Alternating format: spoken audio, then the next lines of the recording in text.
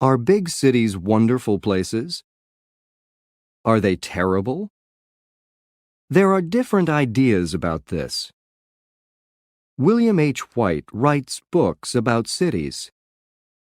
He is happy in a crowded city. He loves busy streets with many stores and many people. He likes the life in city parks and restaurants. Many people don't like big cities. They see the large population of cities and they are afraid. Many cities are growing very fast. They are monster cities.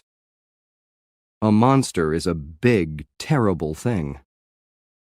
In some countries, there are no jobs in small towns.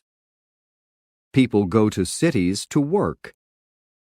For example, 300,000 people go to Sao Paulo, Brazil, every year.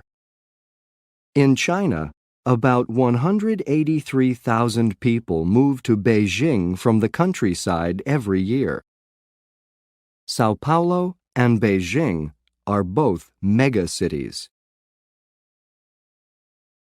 A megacity is a very, very big city. It includes the main city and the cities and towns around it. Mexico City is a megacity. It has a population of about 8,600,000 in the city itself, but there are more than 21 million people in the megacity. Tokyo is another megacity, with over 8,200,000 people in Tokyo, but over 31 million in Tokyo and the cities around it. London is another megacity. There are about 7,400,000 people in London, and about 18,400,000 in London and the surrounding towns and cities. There are problems in all cities.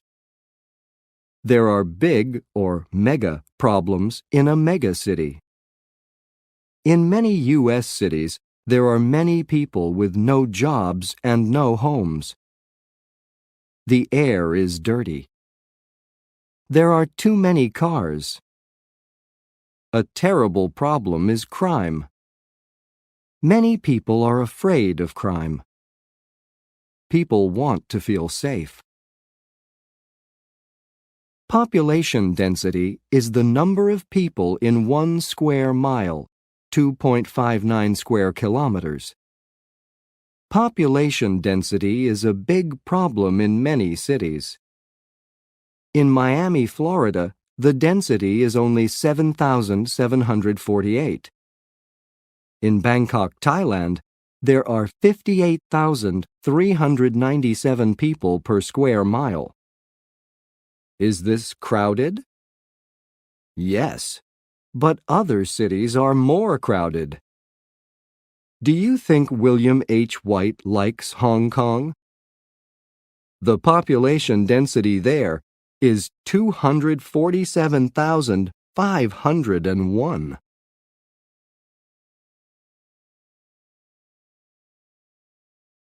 Part 2. My neighborhood. My name is Elena Sanchez. I'm from Mexico, but now I live in California.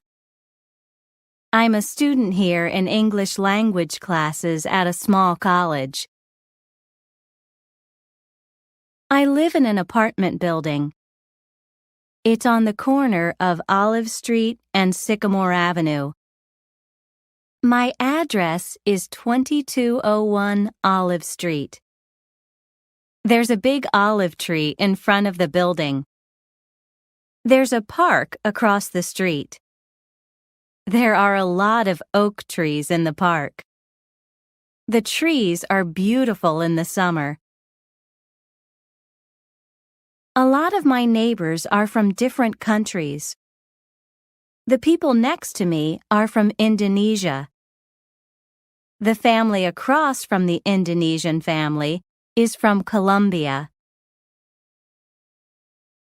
The stores in this neighborhood are always busy. There's a Korean drugstore and an Armenian flower shop. A Chinese church is next to the flower shop. There are 3 restaurants on Olive Street, 1 Mexican, 1 Japanese, and 1 Moroccan Italian American. I like my neighborhood, but I ask myself one question. Where are the Americans?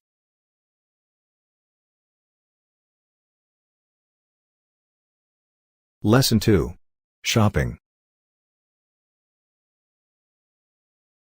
Part 1. Internet shopping. 25 years ago, very few people used the internet. Only scientists and people in the government knew about the internet and how to use it.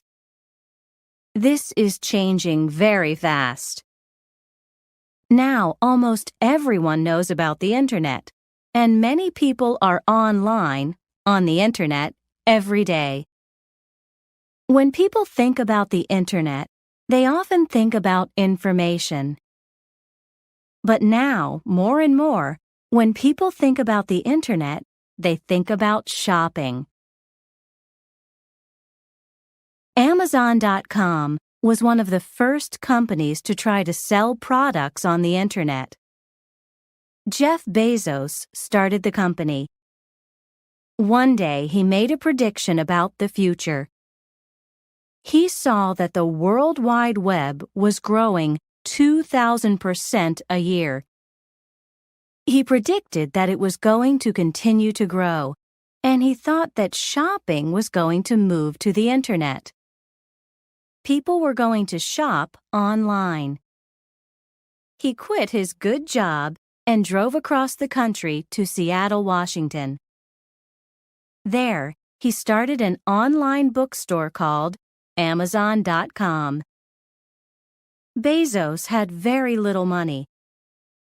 The company began in a garage, a building for a car, and at first there were very few customers, people who buy things.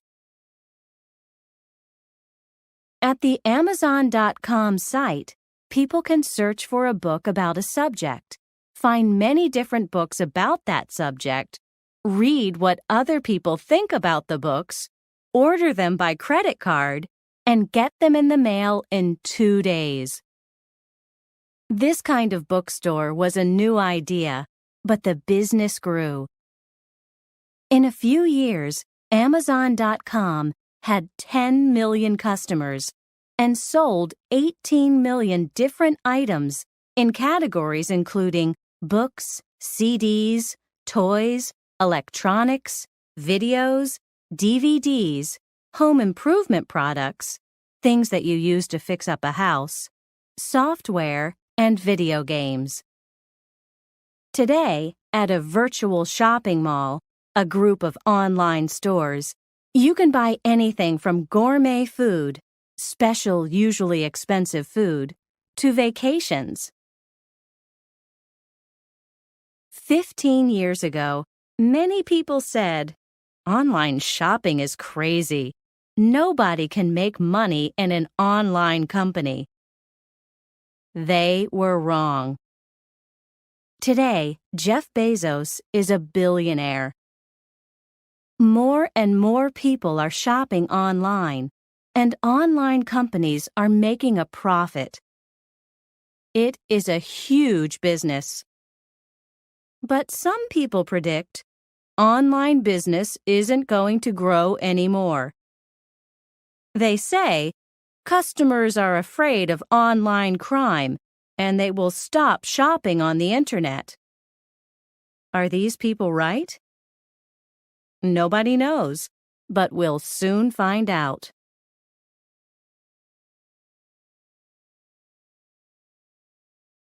Part 2. Predicting the future of shopping. There are different ideas about shopping in the future. Some people say everybody is going to shop online from home. there won't be any more real stores or shopping malls. But other people have a different picture of the future. They say, there will still be shopping malls. In the future, many people will work at home, alone, on their computers. They'll want to go out to stores for their shopping. They'll want to socialize, be with other people. Maybe they're right. But the stores of the future will probably be different from stores today. Shopping in stores will be easy. First, people won't need to carry many bags from store to store. In stores, they will only choose products. They won't carry them home.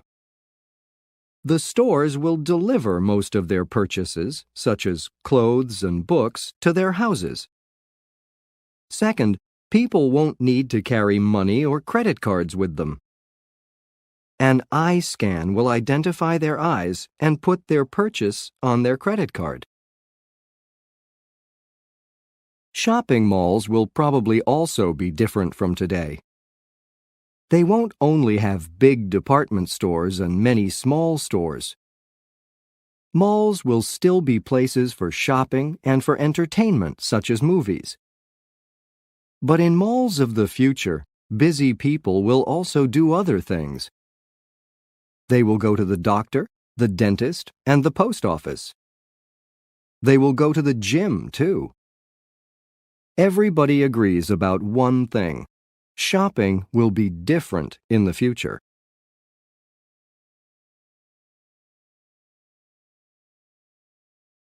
Lesson 3. Family. Part 1. Changing families. Families in almost every country are changing. This is true in rich countries and poor ones. It is true in Africa, the Americas, Asia, and Europe. All over the world, families are getting smaller. In North Africa in the past, many people lived in extended families.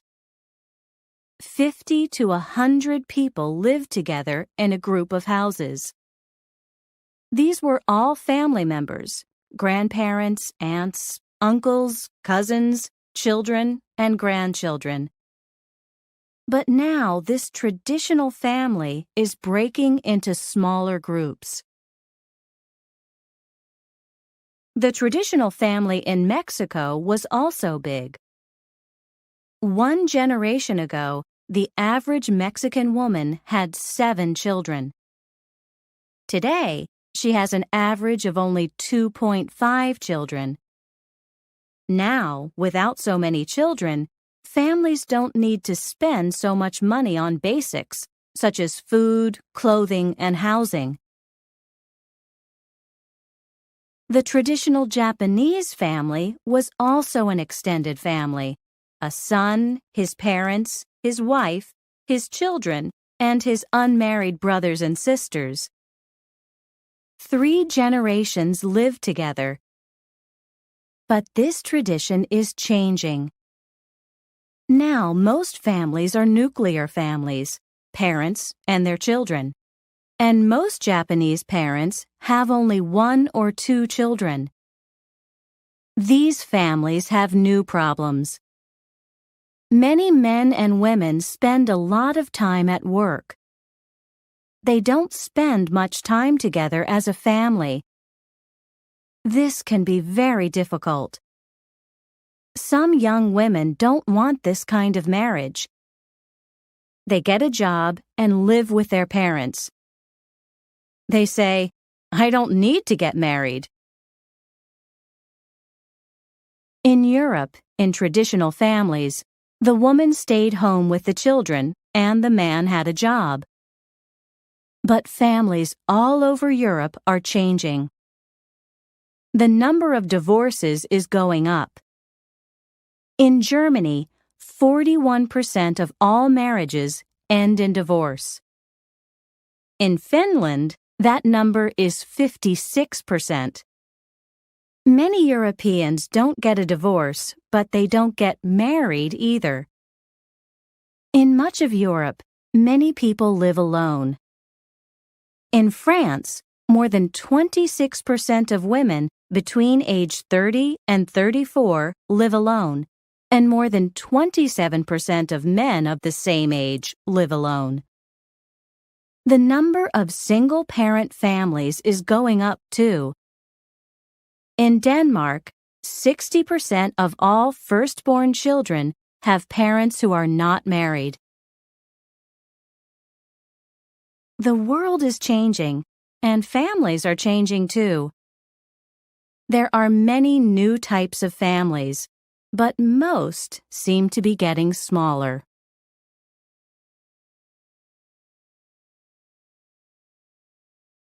Part 2. Our family reunion. These are pictures of my family. I took the pictures last summer. We don't live together. We live in different cities, different states, and 2 countries. But we often talk to each other on the phone or send email. Every summer, all the relatives come together for a week. This is our family reunion, and it's so much fun. There are 2 branches in our family, one branch from Mexico and one from the United States. People come to the reunion from California, Arizona, New York, and Florida. Other people come from Mexico City and Puerto Vallarta. We alternate the reunion place, one year in Mexico and the next year in Arizona. My great-grandparents lived in Puerto Vallarta, and my grandparents now live in Arizona. At the reunion, we have a picnic one day. We play baseball, swim, and eat a lot. We play volleyball too. The women and girls are on one team, and the men and boys are on the other. One day, some of us go shopping. One night, we always have a big barbecue. We sit around a fire, tell stories, and eat a lot. Some of my aunts and uncles sing and play music. On the last night, we have a dinner dance at a nice hotel. We listen to music, dance, and eat a lot. Our family really likes to eat. We don't only eat. We visit with each other all week. We talk about problems. We plan weddings and cry about divorces. Sometimes we argue. All bring their new babies, new wives and husbands, and new girlfriends and boyfriends. It's good to have a big family. But at the end of the week, I'm always very tired. I'm happy to be alone.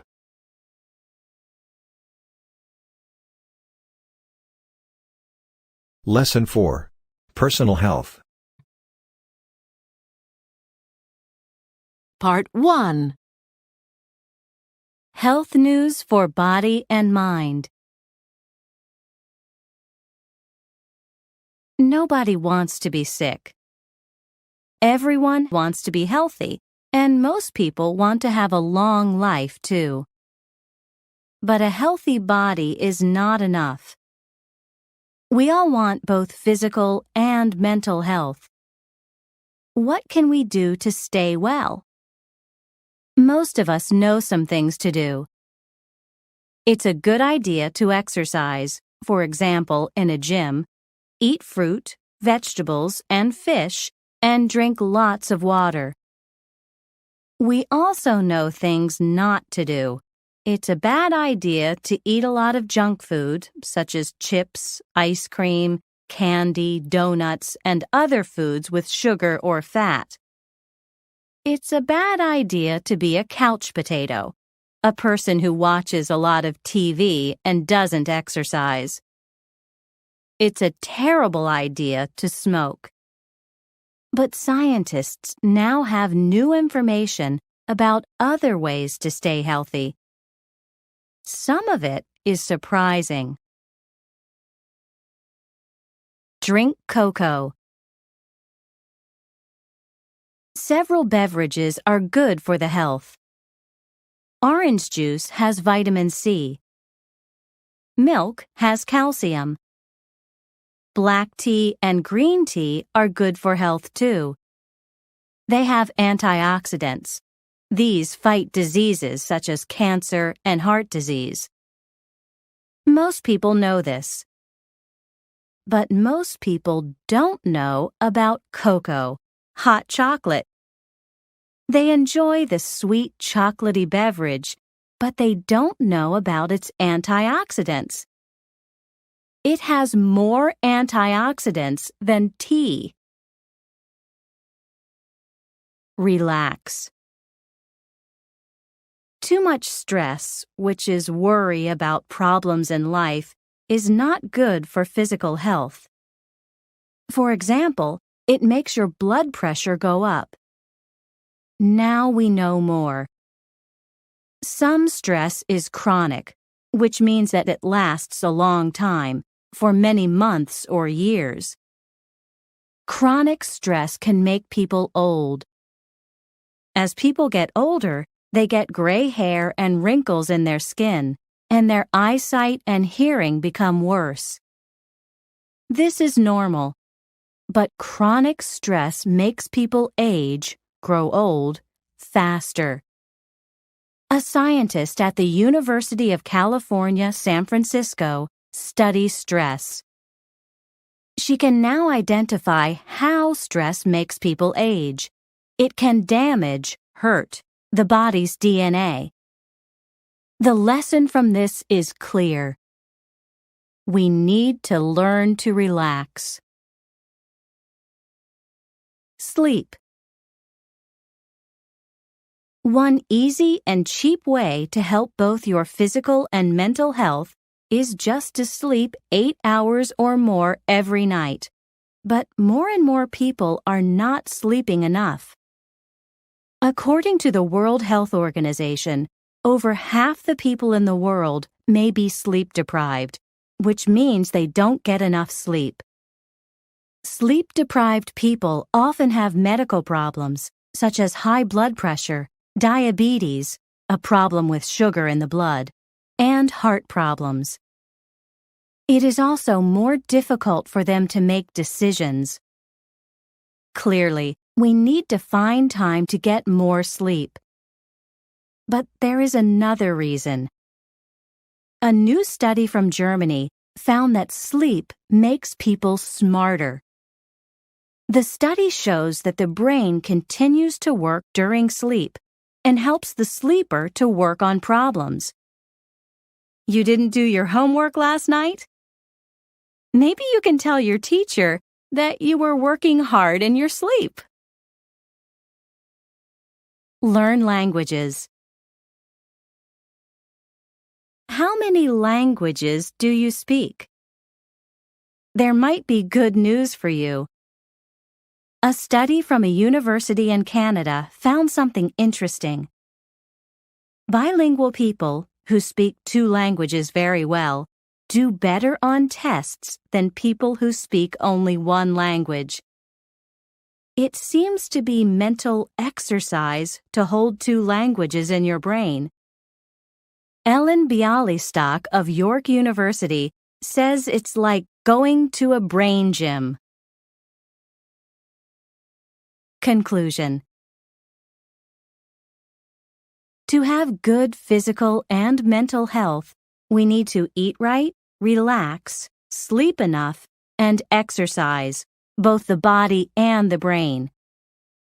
There is a lot of new information about health. Some of it is surprising. We need to know about it.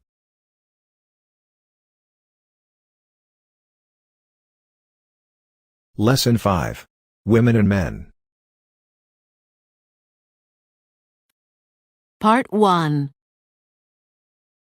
Men's talk and women's talk in the United States. Marriage is often not easy. Love is often not easy. Sometimes friendship between a man and a woman is not easy. Maybe a man and a woman love or like each other, but they argue. They get angry. Later they apologize, but it happens again and again. What's the problem? Are men and women really very different? Deborah Tannen says yes. Men and women are very different. Tannen teaches at Georgetown University in Washington, D.C. She writes books about the ways people talk. She believes that men and women talk and think in different ways. She tells about some differences in her book, You Just Don't Understand. It begins in childhood. The differences, Tannen says, begin when men and women are children.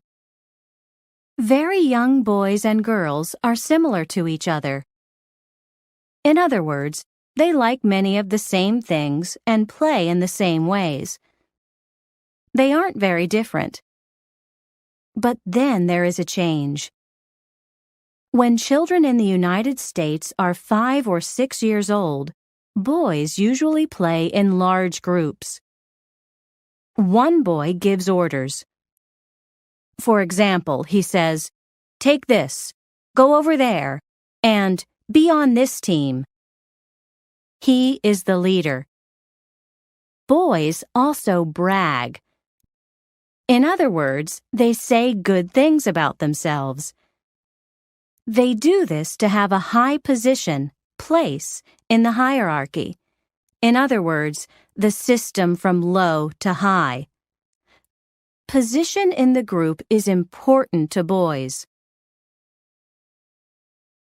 Girls in the United States usually play in small groups or with one other girl. A girl's best friend, her very, very good friend, is important to her. Girls don't often give orders. They give suggestions. For example, they say, "Let's go over there. Maybe we should do this."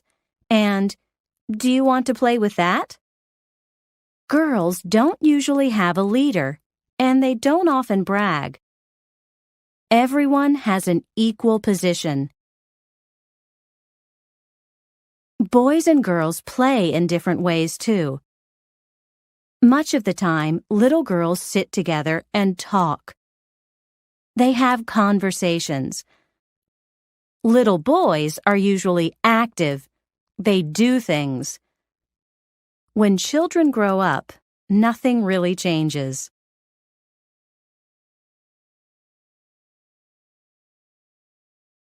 Who talks more and why? Many people believe that women talk more than men do.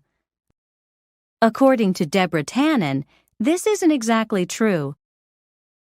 She says women talk more than men only in private situations, at home, with family, or with a few friends. In public situations, in other words, in a big group or at work, men talk more. Tannen says that men and women often talk for different reasons. Men talk to give or get information. They also talk to get or keep a high position among other men. But for women, people and feelings are important. Women often talk to socialize and show interest and love.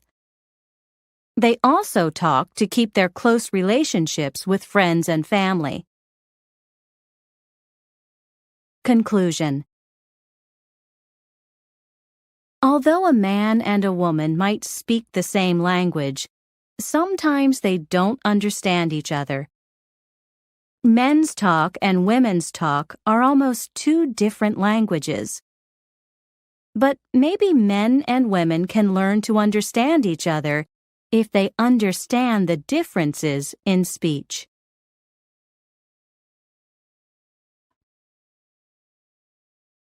Part 2. He said, she said. A U.S. couple. Well, doctor, I'm beginning to worry about my marriage. My wife and I just don't understand each other.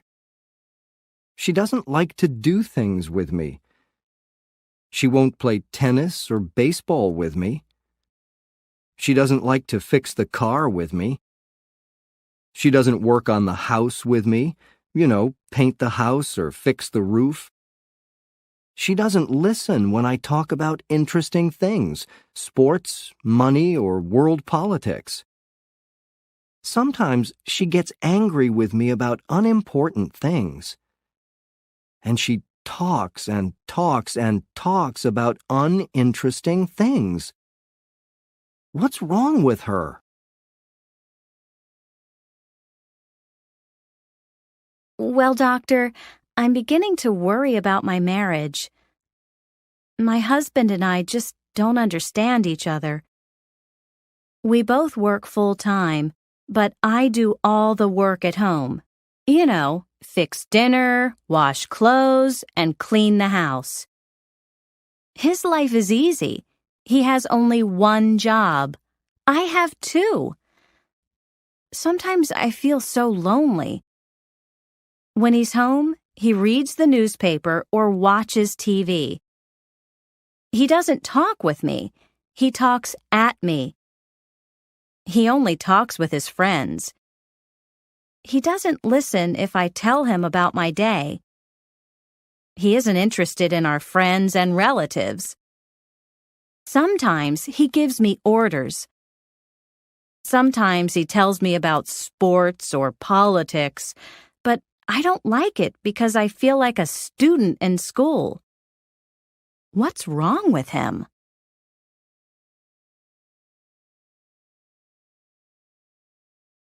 Lesson 6. Sleep and Dream. Part 1. The purpose of sleep and dreams. Many people wonder, why do we sleep? Why do we dream? They ask themselves the purpose or reason. There are many theories or opinions about this, but scientists don't know if these ideas are correct. Theories of sleep. One theory of sleep says that during the day, we use many important chemicals in our bodies and brains. We need sleep to make new chemicals and repair or fix our bodies. This theory is called the repair theory. One piece of evidence for this theory is that our bodies produce more of a growth hormone, a chemical that helps us grow, while we sleep. Another theory is that the purpose of sleep is to dream. Dreaming occurs or happens only during one stage or period of sleep. REM, rapid eye movement sleep. REM sleep occurs about every 90 minutes and lasts for about 20 minutes. Some scientists believe that REM sleep helps us to remember things, but other scientists don't agree.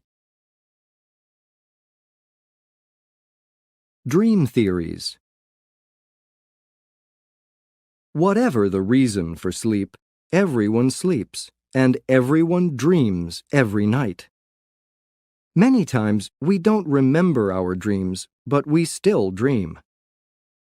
Like sleep, no one knows exactly why we dream or what dreams mean. There have been many theories about dreams throughout history. Many cultures believe that dreams can predict the future, that they can tell us what is going to happen to us. However, some people believe that dreams are only a form of entertainment.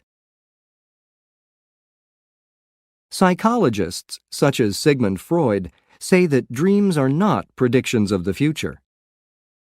Psychologists have strong beliefs about dreams. However, these scientists don't always agree with each other. There are several different theories about the purpose of dreaming. Freud, who wrote around the year 1900, said that dreams can tell us about our emotions, feelings, and desires or wishes. Freud believed that our dreams are full of symbols. In other words, things in our dreams mean other things. For example, a road in a dream isn't really a road. It might be a symbol of the dreamer's life. Freud thought that dreams are about things from our past, from our childhood. Other psychologists say no. They believe that dreams are about the present, about our ideas, desires, and problems now. Other psychologists say that dreams have no meaning at all. New evidence. We still don't know why we dream. However, there is interesting new evidence from research or studies about the brain. When we are awake, many parts of our brain are active. For example, the parts for emotions, vision, the ability to see, logic, the ability to think and understand, and others. However, when we are asleep and dreaming, the part of the brain for logic is not active. Maybe this new evidence answers one common question. Why do dreams seem so crazy?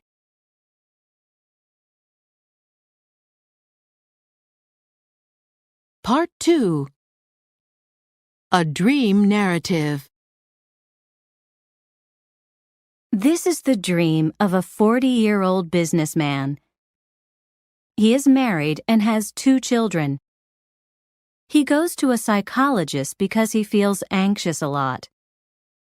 The psychologist told him to write down his dreams. This is his dream from June 7th. Dream, June 7th. In my dream, I was in a large city. It was very big and very dark. The city seemed like New York, but it didn't look like the real New York. I was in a friend's apartment. It was comfortable. After a few minutes, I left and went out on the street alone. I walked for a while. Then I realized I was lost. I couldn't find my friend's apartment again. I started to feel uncomfortable. I tried to return to the apartment, but all of the streets looked unfamiliar and completely different, and I didn't know my friend's address. I began to feel anxious. I kept walking. I wanted to find something familiar. It was getting late. I decided to go home. I knew my home was outside the city. I saw buses on the street, but I didn't know which one to take. I couldn't find a way to leave the city. There was a way to get home, but I didn't know it. I asked for directions. The people answered, but they didn't make any sense. All their directions were very complicated, and I couldn't understand them. Suddenly, I was on a boat. The boat was traveling across a very dangerous river. It was dark. The river was very dirty. There was garbage in it. I couldn't see the other side of the river, and I was afraid. I began to think, I'll never get home. I tried to ask for help, but no one listened to me. Then I woke up.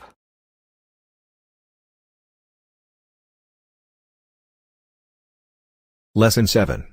Work and Jobs. Part 1.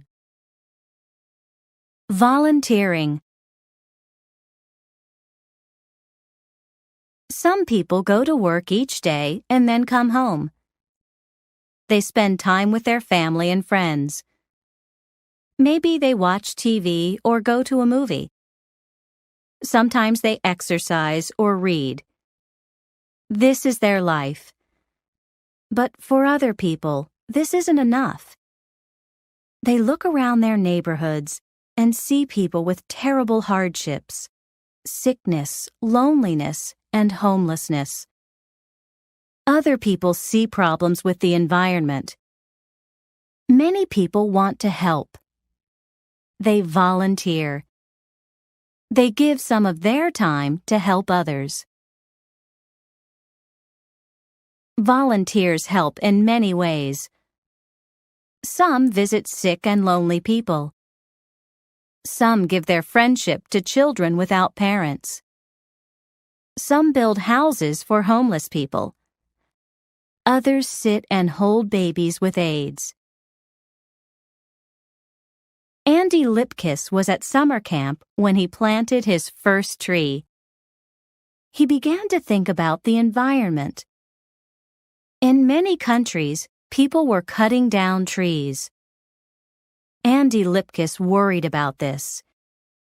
In 1974, he started a group, Tree People, to plant trees: pine, elm, cypress, and eucalyptus. They also began to plant fruit trees in poor neighborhoods because fresh fruit is often too expensive for poor people. Today, there are thousands of members of Tree People, and more join every day.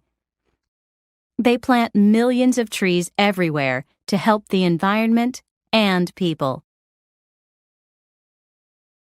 Ruth Brinker wasn't planning to change the world. Then, a young friend became sick. He had AIDS. Soon he was very sick, and he couldn't take care of himself. Brinker and other friends began to help him.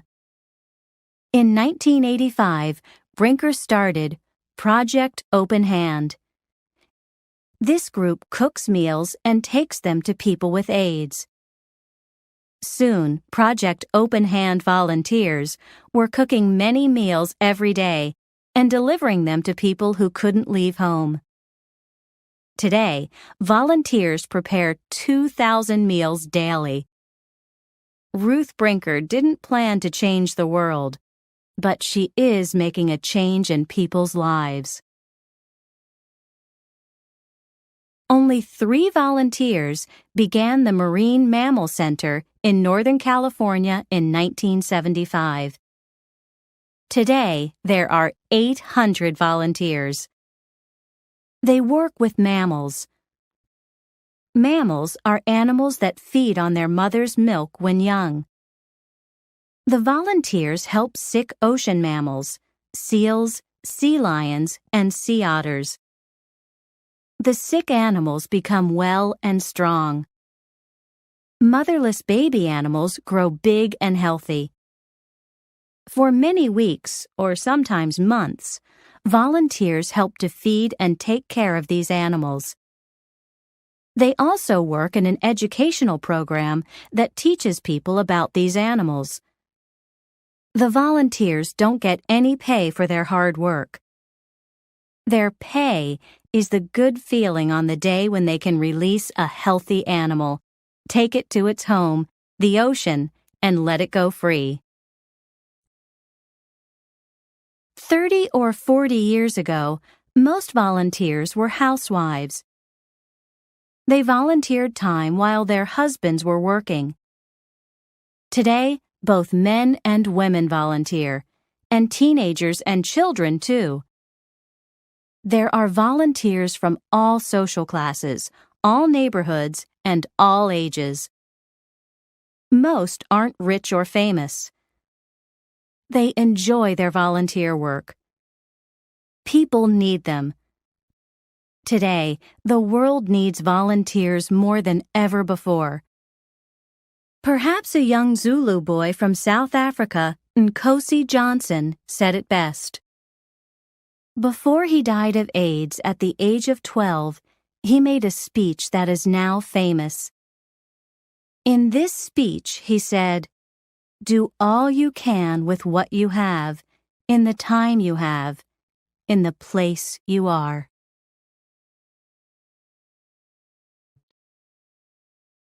Part 2. My special year. My name is Pablo. I think I'm a lucky guy. I have a good family, and we live in a nice neighborhood in a really special place, Puerto Vallarta, Mexico. People travel here from many countries for their vacations. We have beautiful beaches, hotels, restaurants, shopping, and sports. However, in my beautiful hometown, there are also very poor neighborhoods. These areas are crowded and have a lot of crime. Life is terrible for many of the children in these areas. Some don't really have a childhood because they're homeless and live on the streets. They don't have families or education. They don't have enough food. Most of them have chronic stress. Many use drugs or have diseases or mental problems. Last year, I came back to Puerto Vallarta from my university in Mexico City. I spent 1 year as a volunteer with an organization called Outreach International. They have several programs. I volunteered for one program to help street children. It was the best and most difficult year of my life. I learned a lot that year. I worked in a home for street children, all boys at this one. It's in an old school that nobody uses now. At this home, the boys have a place to sleep and 3 meals daily, but it's not a school. They go to a neighborhood school. The home keeps the boys off the streets. It shows them another way of life. As a volunteer, I helped to prepare meals. I taught games such as basketball and football and art. I helped the kids with their homework. These kids can be fun. They have a lot of energy, but they're also really tough. Their hardships on the streets make them strong, and not always sweet little children. At this boys' home, I met 2 other volunteers, Brian from Canada and Greg from Australia. In many ways, we were very similar. We were the same age, came from good homes, had a good education, and liked to travel. They were both college students, like me. We became friends. I helped them with Spanish, and they helped me with English. They came to meet my family, and we had fun together. Now we email each other. But more than anything, I will always remember the children. I hope their lives can be better in the future. The contrast between their lives and my life is big. I hope they can have a good life, like I do.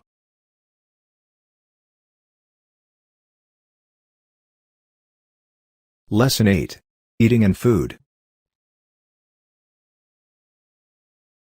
Part 1.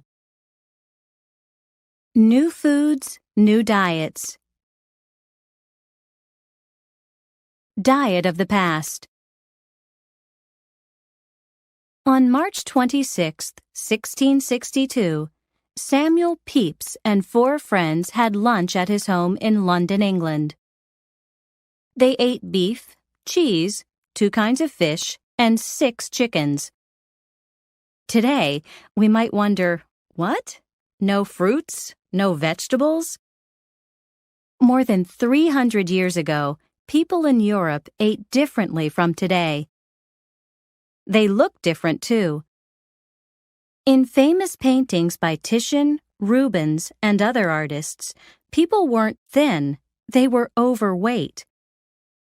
But people 300 years ago thought, how attractive, not how ugly. Today's diet. Today, people are learning more about health. Many people are changing their ways of eating. They're eating a lot of fruits and vegetables. Many of the vegetables are raw. They aren't cooked because cooking takes away some vitamins, such as vitamins A, B, and C. People are eating less sugar. They're eating low-fat foods. They're not eating much red meat. They're drinking less cola and coffee. Trying to be thin. People these days want to be slim, not fat. Sometimes people in North America go a little crazy to lose pounds. Thousands of them join gyms and diet groups, go to special diet doctors, or spend a lot of money at diet centers. Each year, Americans spend more than $46 billion on diets and diet products. More people are overweight. However, there is an irony, a surprising opposite result to all this dieting. While many people are becoming thin, other people are becoming overweight.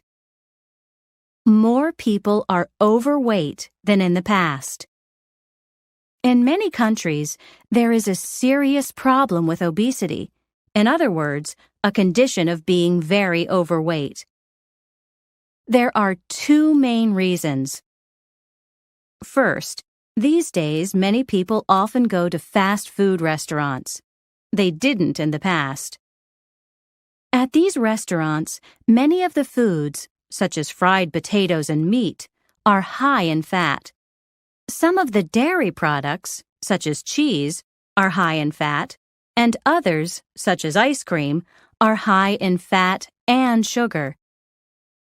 This seems similar to Samuel Pepys's party, doesn't it? Second, dieting doesn't often work. Sometimes people lose weight fast, but they usually gain it back again. Almost 95% of all people gain back weight after a diet. One problem with obesity is easy to see. Overweight people have more sicknesses, such as heart disease and diabetes. Sometimes people go crazy over food. Sometimes they eat very little because they want to be slim. Other times, they eat lots of bad foods because these foods taste good. When will people learn? Too much food, too little food, and the wrong foods are all bad ideas.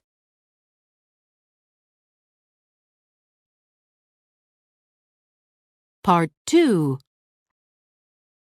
Eating bugs. Different cultures enjoy different foods.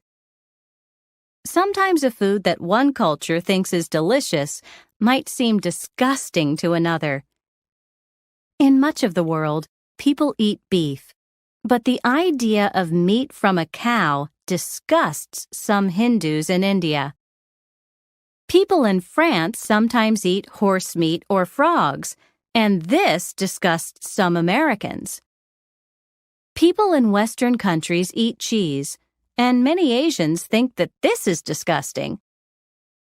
And then there are insects. Many people wonder, how can people eat bugs? Children in the U.S. make horrible faces and say, "Ew, yucky." However, Insects are an important part of the diets in many countries. In different places, people eat over 1,000 types of insects, and ate them in the past, too. For example, people in ancient Greece and Rome ate insects.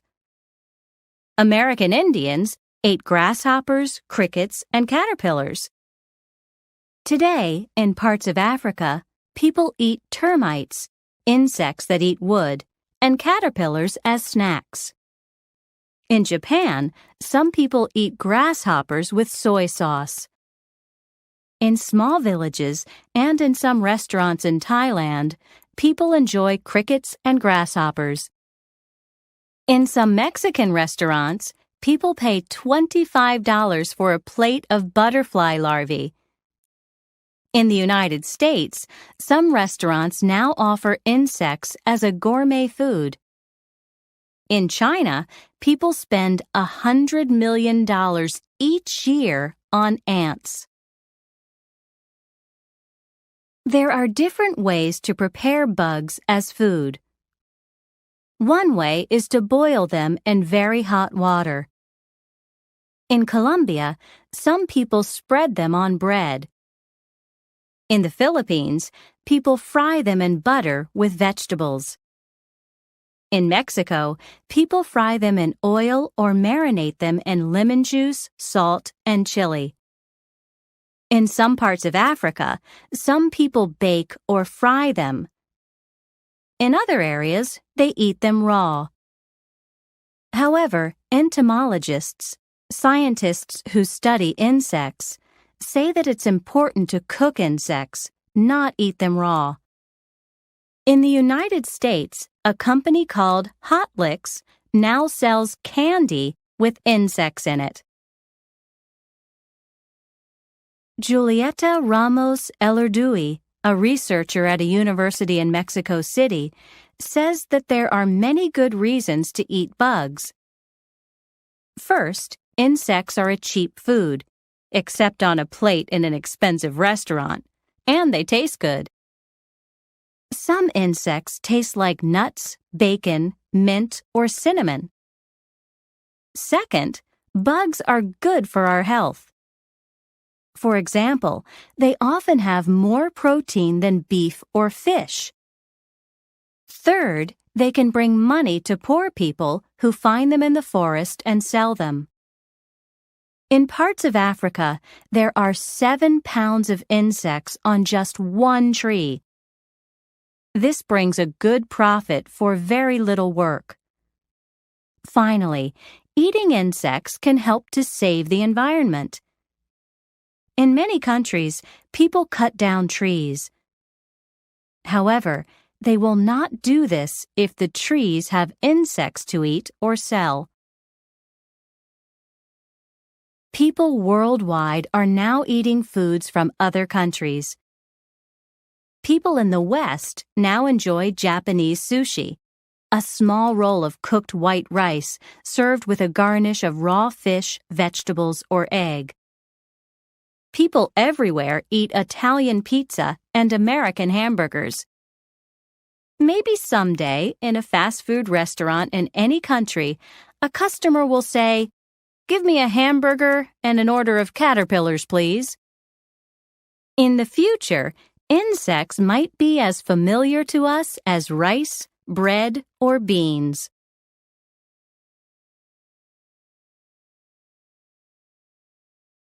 Lesson 9.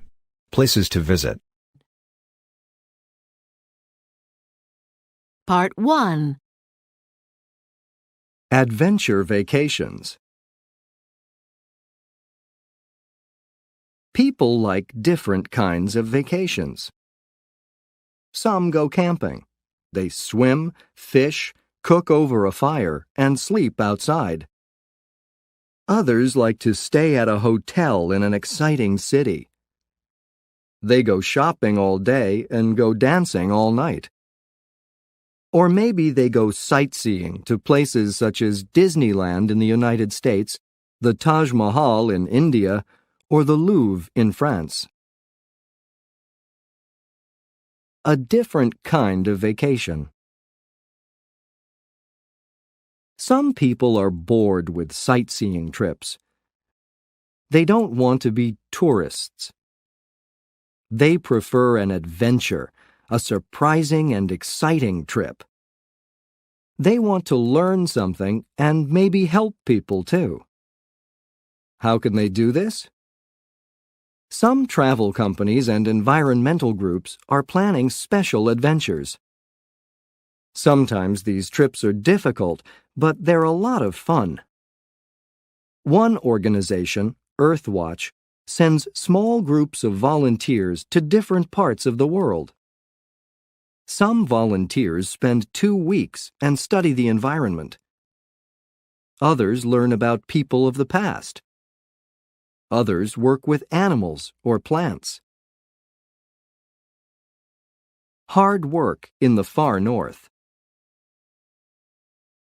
Would you like an adventure in the far north? Scientists are worried about changes in the climate worldwide.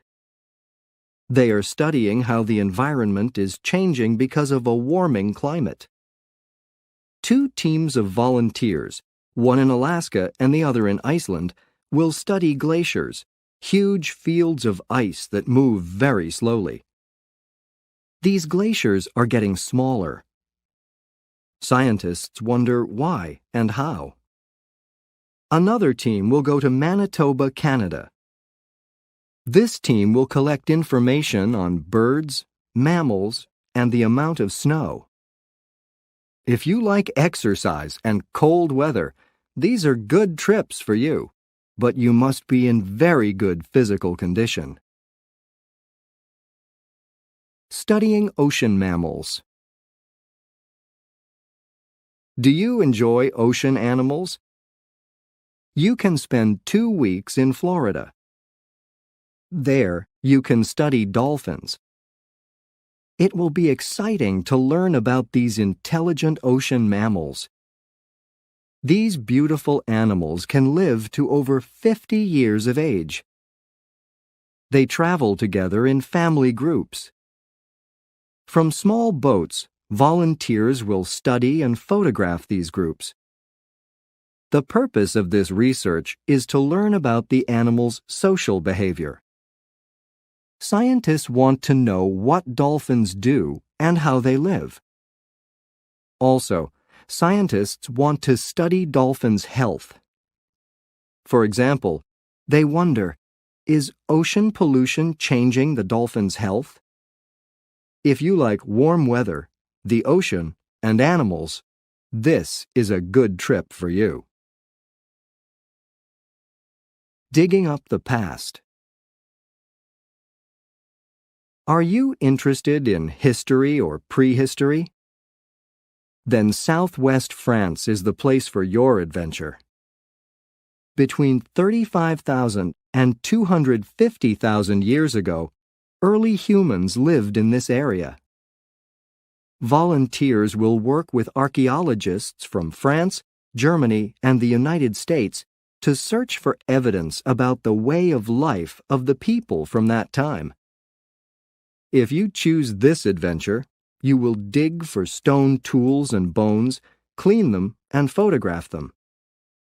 In your free time, you can travel around the beautiful countryside in the south of France. Beaches and biology. Do you enjoy the beach and like to learn about plants? There is an Earthwatch adventure in Yucatan, Mexico. On the north coast of Yucatan, there are beautiful species of plants. Unfortunately, many of them are disappearing. People dig them up and sell them for large amounts of money. Mexican biologists need volunteers to collect seeds, count plants, and help to save several plant species. In your free time, you can travel to archaeological sites in the area. If you love a tropical climate, this is the trip for you. Do you want a very different vacation? Do you want to travel far, work hard, and learn a lot? Then an Earthwatch vacation is for you.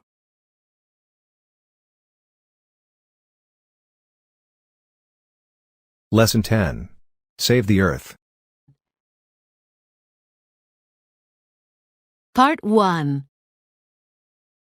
The ocean in trouble. Many environmental groups are warning that oceans worldwide are in great danger. According to the United Nations Food and Agriculture Organization, FAO, 70% of the world's fishing areas are in danger. One reason, of course, is the huge amount of pollution. However, there is another danger, and it might be even more harmful than pollution. This danger is overfishing. No matter where you look in the world, on average, 90% of the fish are gone, says a biologist from Dalhousie University in Canada. New technology. Fishers are finding fewer and fewer fish everywhere. However, this does not mean that fishermen are not fishing any longer. Instead, many are using new technology to fish new waters as deep as a mile. Trawlers, large fishing boats, are using special nets on wheels and rollers. They drag these nets across the bottom of the deep oceans, and they pick up anything of any size at all. With these nets, fishers catch the fish that people eat, but the nets also catch marine mammals such as sea lions, dolphins, and sometimes whales. The effect on fish. These nets also take species like squid, skate, red crabs, slackjaw eels, spiny dogfish, and orange roughy. A few years ago, people didn't want to eat these species. Now, you can find them in fish stores, in fish sandwiches at fast food restaurants, or in fake, not real, crab meat for seafood salads. The orange roughy provides an example of what is happening. This fish appeared in fish stores only about 10 years ago, but already the species is almost extinct. The orange roughy lives very deep in the ocean, up to a mile deep, in the cold waters off New Zealand. Scientists now know that fish in deep, cold water grow and reproduce very slowly. For example, the orange roughy lives to be 150 years old. It doesn't start to reproduce until it is 30 years old. Although the fish is nearly extinct, people still sell it in seafood stores and in restaurants. And of course, it may be in that fish sandwich that you eat at a fast food restaurant. Many scientists believe that present fishing methods will destroy all the large fishing areas of the world. Can anything stop this? Some scientists think that governments should stop the fishing industry from using some kinds of technology. But this will be difficult. Many of the big fishing companies have a lot of money, and they use that money to influence politicians all around the world. No fishing zones. Other scientists believe that governments should create no fishing zones, areas where no one can fish. Governments can police these areas. During the UN International Year of the Ocean, more than 1,600 leading marine scientists and conservation biologists from 65 countries urged the world to create 80 times the no fishing areas that exist now. Their goal is to protect 20% of the world's oceans by the year 2020. This is happening in some places. For example, the fishing industry in Britain is beginning to accept no fishing zones because the amount of fish that the industry catches is getting smaller and smaller.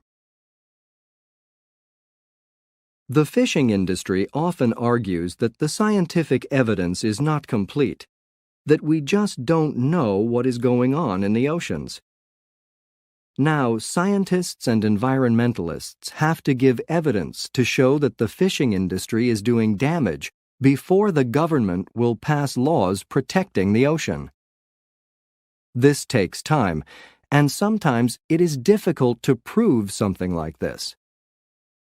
The magazine Science says we should have the opposite rule. Big fishing companies should have to prove that they are not destroying the oceans before we allow them to fish. Conclusion. Environmentalists say that average people need to get together and pressure their governments to do something. The large fishing companies that own the big trawlers are not going to stop fishing by themselves. The environmentalists say that if we don't pressure our governments, there will be nothing left in the oceans but water.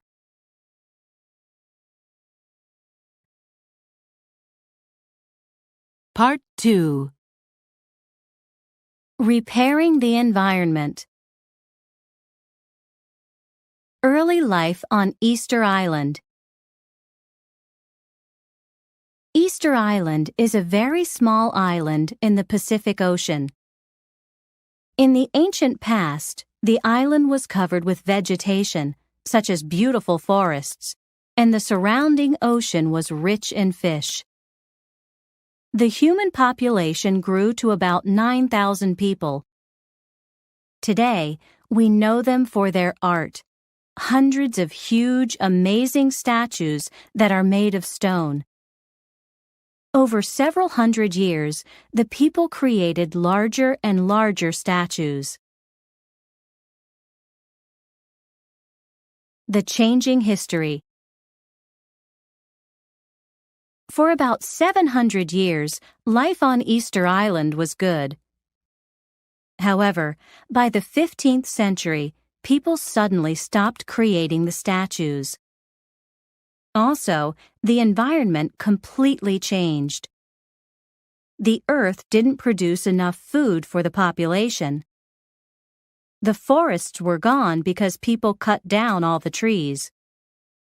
Without trees, they couldn't even build canoes, a kind of small boat. And for this reason, they couldn't go fishing. The society was destroyed. The people were hungry. When Europeans arrived in 1722, there were only about 2,000 people left. Easter Island as an example. Scientists often mention Easter Island. They see it as an example of the damage that humans can do to the environment. They say that our Earth is like an island. When we destroy it, we destroy ourselves. They say that we are now destroying it. Like the people of ancient Easter Island, we are cutting down forests. Worldwide, the environment is changing. The climate is becoming warmer. Glaciers are melting. Pollution fills many rivers and lakes and the air of many cities. And every year, about 20,000 plant and animal species become extinct. What we can do. Some people see this situation as hopeless, but environmentalists say that it isn't too late. There are things that we can do. Governments and big companies need to make big changes, but every individual can make many small changes. All these small changes can add up. They can make a big difference. Here are just some. Plant trees. Trees absorb, drink in, the carbon dioxide, CO2, that factories put into the air. Buy organic fruits and vegetables, ones without dangerous chemicals. These are good for your health and good for the earth, too. Reuse containers. In other words, don't throw empty plastic food containers into the trash or garbage. Wash them and use them again. Also, use plastic bags many times. When you throw away a plastic bag or container, it stays in the earth for thousands of years. Don't use paper or plastic bags. Bring a cloth bag with you to the supermarket. You can use the same cloth bag over and over for years. Recycle things that you can't reuse. You can recycle aluminum cans, glass bottles, some plastic containers, and newspapers. Use compact fluorescent light bulbs.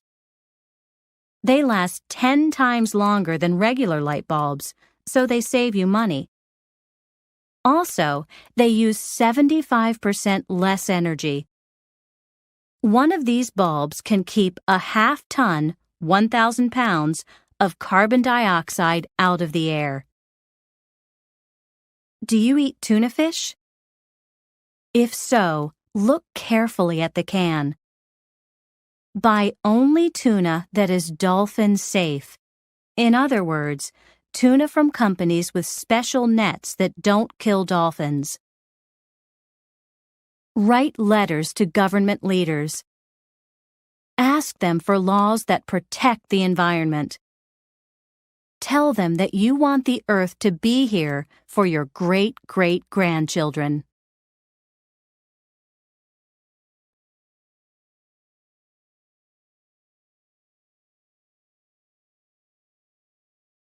Intermediate level.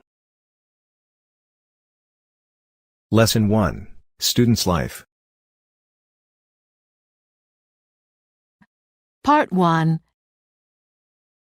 International students. Introduction and definitions.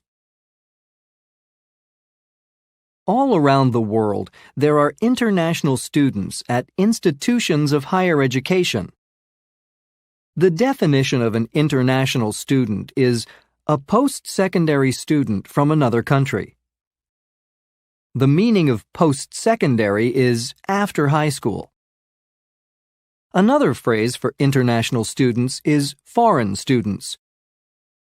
The word foreign means of a different country or culture. Even so, some people don't like the word foreign. Instead, they use the phrase international students. For an institution of higher education, they say university, college, or school. Where international students attend school. International students leave their home countries. They go to school abroad. One meaning of the word abroad is in a foreign place. Probably the country with the most students from abroad is the United States. Canada, Great Britain, and some other European countries also have a lot of students from other countries. But more and more, international students attend colleges and universities in the developing nations of Latin America, Asia, and Africa. Developing nations are countries without a high level of industrialization or technology. Why students attend school abroad. Why do high school and college graduates go to colleges and universities far from their homes?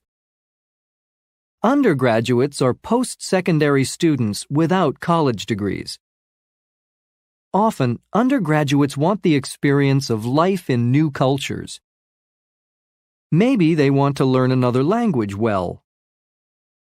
Many students want degrees in business, engineering, or technology. These subjects are not always available in their home countries. Some governments and companies send their best graduate students and workers to other countries for new knowledge and skills. And some international students from expensive private schools at home save money through study abroad programs, especially in developing nations. Why universities want foreign students. Why do institutions of higher education want international students? Students from other countries and cultures bring internationalism to the classroom and campus. They bring different languages, customs, ideas, and opinions from many places. Also, educational institutions need money. Tuition is the fee or charge for instruction. Private schools are colleges and universities not supported by government money. They charge high tuition. International students are not citizens or immigrants. One definition of citizens and immigrants is legal members of a nation or country. International students pay full tuition and fees to state or government schools. And all students away from home have to spend money for housing, food, recreation, and other things. For these reasons, many schools and groups of schools want students from other countries. Conclusion and summary. For different reasons, many high school and college graduates want or need to study abroad. For other reasons, many nations want or need students from other countries and cultures on their college and university campuses.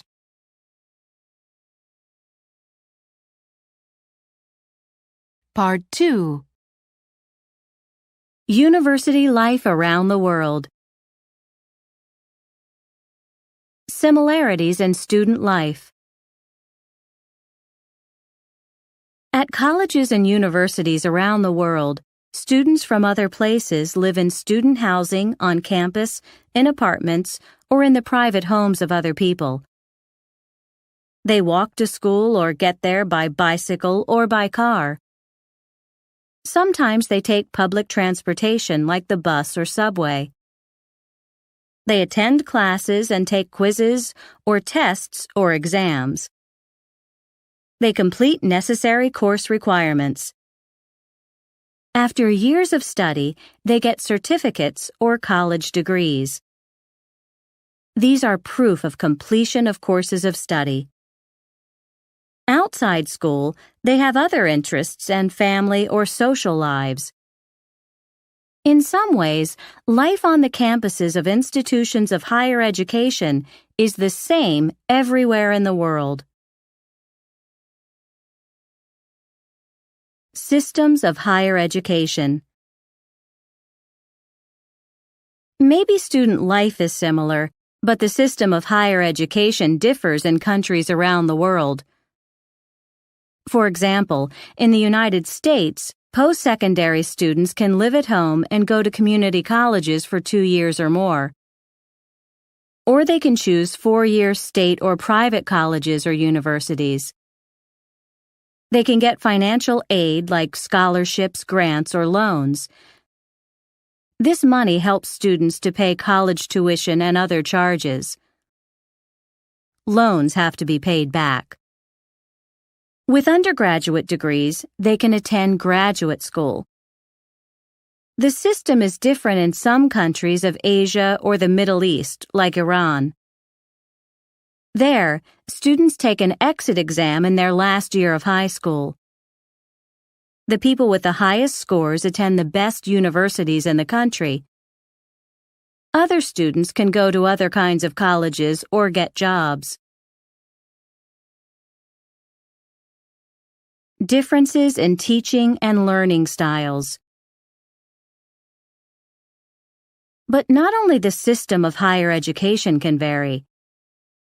Teaching and learning methods and styles differ in various cultures, at different colleges and universities, and in individual courses. For example, The atmosphere in many classrooms is very formal. Students use titles such as Professor Gonzalez or Mrs. Wong for their instructors. Some teachers wear business clothes and give academic lectures. Students respect the knowledge and views of their master teachers. Other classrooms have an informal atmosphere. Instructors dress casually, and students use instructors' first names. In this relaxed atmosphere, class members work together in groups. They tell their individual experiences, give their opinions, and talk about their ideas. Some teachers always follow a course plan or the textbook. They give a lot of assignments. They give points, scores, or grades for homework. In their courses, students take many quizzes, tests, and exams. All over the world, there are teaching and learning differences. Campus facilities and services. And what about the facilities and services available to students at college and university campuses around the world? At many institutions of higher education, resources for learning and recreation are available to students. At libraries, they can read and study books and other materials. At learning resource centers, they can often work on computers.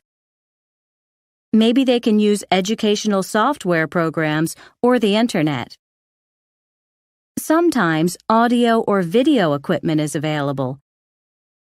And people can buy books, supplies, and other things at campus stores.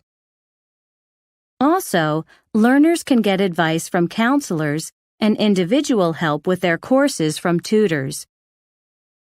Maybe they can relax and have fun on campus too. Some schools have swimming pools, tennis courts, and other sports facilities. Most have snack bars, cafeterias, or other eating places. And at some schools, not all students go to the campus. They take internet courses by computer, see and hear lectures on television, or use other kinds of distance learning.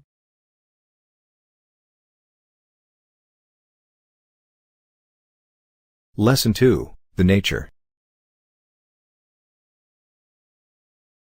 Part 1.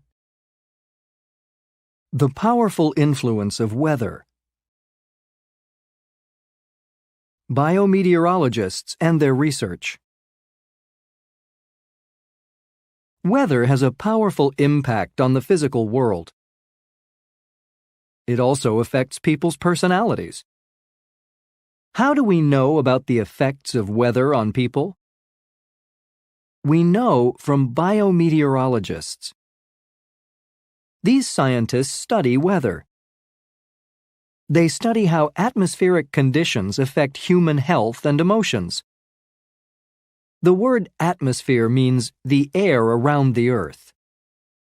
Atmospheric conditions at a time or place is a definition of the word weather. Some examples of these conditions are sun, wind, rain, snow, humidity, the amount of moisture in the air, and air pressure, the force of air. The weather conditions of the atmosphere greatly influence or affect people's health, thinking, and feelings.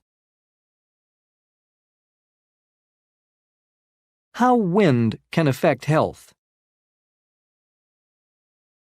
All over the world, winds come down from high mountain areas.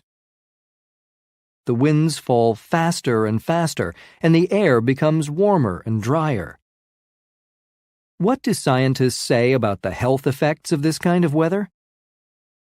According to biometeorologists in Russia, powerful winds from the mountains increase the number of strokes, blood vessel attacks in the brain. Also, sometimes strong southern winds blow north over Italy. During these times, researchers say, Italians have more heart attacks, sudden stopping of the heart. People everywhere have bad headaches during times of forceful winds. And Japanese weather scientists say there is an increase in the number of asthma attacks. Asthma is a lung disorder. It causes breathing problems. Possible effects of other kinds of weather. Do other kinds of weather influence physical health? Sudden temperature changes in winter are often associated with a cold or the flu. The flu, or influenza, is a viral disease. However, colds and flu probably increase because people are in close contact, near one another, indoors in cold weather. Colds and flu may even lead to pneumonia, another lung disease. Other illnesses also increase during long times of cold weather. In most places, diseases of the blood and heart attacks are more common in winter. But in some very hot and humid, wet regions, there are more heart attacks in summer. Many people have high blood pressure, a health condition. In 3 out of 4 people, blood pressure goes down in warm weather. But some people have lower blood pressure in the cool or cold times of the year. Weather and mood. These forces of nature greatly affect people's moods, emotional conditions, and feelings, too. For many people, winter in the northern regions is very depressing. They eat and sleep a lot, but they usually feel tired. They are nervous and can't work well. They are irritable, not very nice to other people. Biometeorologists even have a name for this condition. The name is seasonal affective disorder, SAD. Scientists think the cause of this mood disorder is the long periods of darkness. Even during the day, it is often cloudy or gray. What can people with SAD do about their moods? Naturally, they need more light. On bright days, they feel better. But people don't work very well on sunny, hot, and humid days. The best weather for good work and thinking is cool and clear.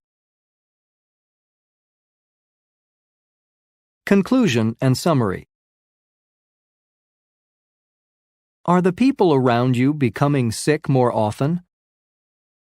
Are they getting more colds or the flu or even pneumonia? Are they having more health problems like headaches or asthma attacks or heart disease?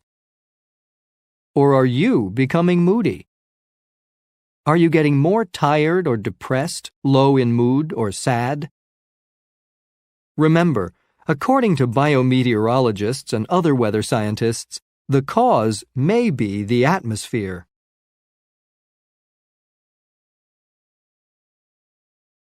Part 2.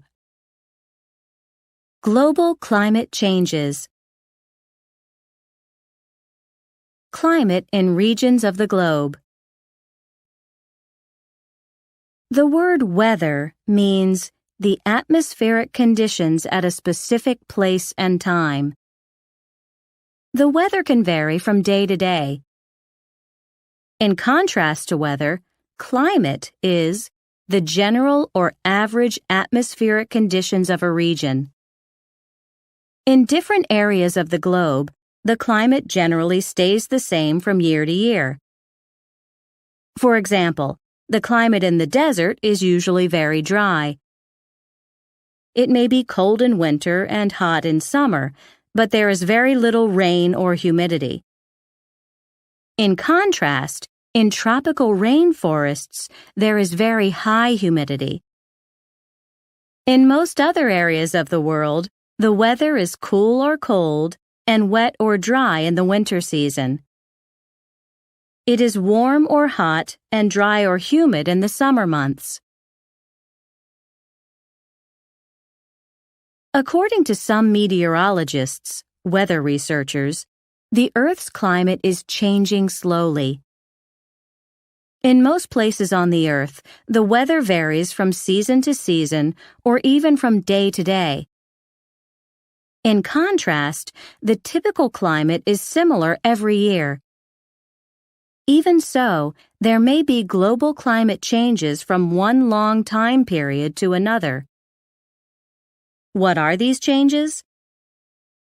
Some scientists believe the weather is becoming more extreme. There are longer periods of very cold and very hot temperatures. There are more and more powerful hurricanes and tornadoes, storms with strong, fast winds, and blizzards, heavy snowstorms. Floods, large amounts of water on dry land, and long droughts, times without enough rain, are causing greater and greater physical damage to the human communities on Earth. These extreme forces of nature will get even worse in the future, say some people. And every change in climate in one part of the globe will bring more extreme changes in other areas. Global warming and El Niño are having major effects on the Earth's atmosphere, weather, and climate. At least, that's the opinion of many researchers and scientists. What is global warming? It is a slow increase in the average yearly temperature of the planet. The cause is an increase of gases in the atmosphere. What is El Niño? The Spanish phrase means the little boy or the Christ child. It names a weather condition most common in the month of December. This seasonal weather disorder is a change in the atmosphere of the tropical areas of the Pacific Ocean. It increases the amount of rain in the Americas and can bring strong winds and hurricanes. In contrast, El Niño may cause drought in the southern and western Pacific, Asia. Blizzards, snow, and long periods of low temperatures may follow in the northern regions of the globe. Not all meteorologists believe there is much natural global warming. According to these scientists, the El Niño effect is not getting stronger. So why is the temperature of the Earth going up? Why are tropical storms like hurricanes causing more and greater flood and wind damage? Probably, human beings are the main cause of the extreme effects of weather and climate changes. Cars and factories are putting more and more gases like carbon dioxide, CO2, into the Earth's atmosphere. Coal and oil add carbon dioxide to the air too. Trees and plants take in carbon dioxide, but humans are cutting down the rainforests and putting up buildings where green plants used to grow. The world has a lot of people now, and it will have a lot more people in the future.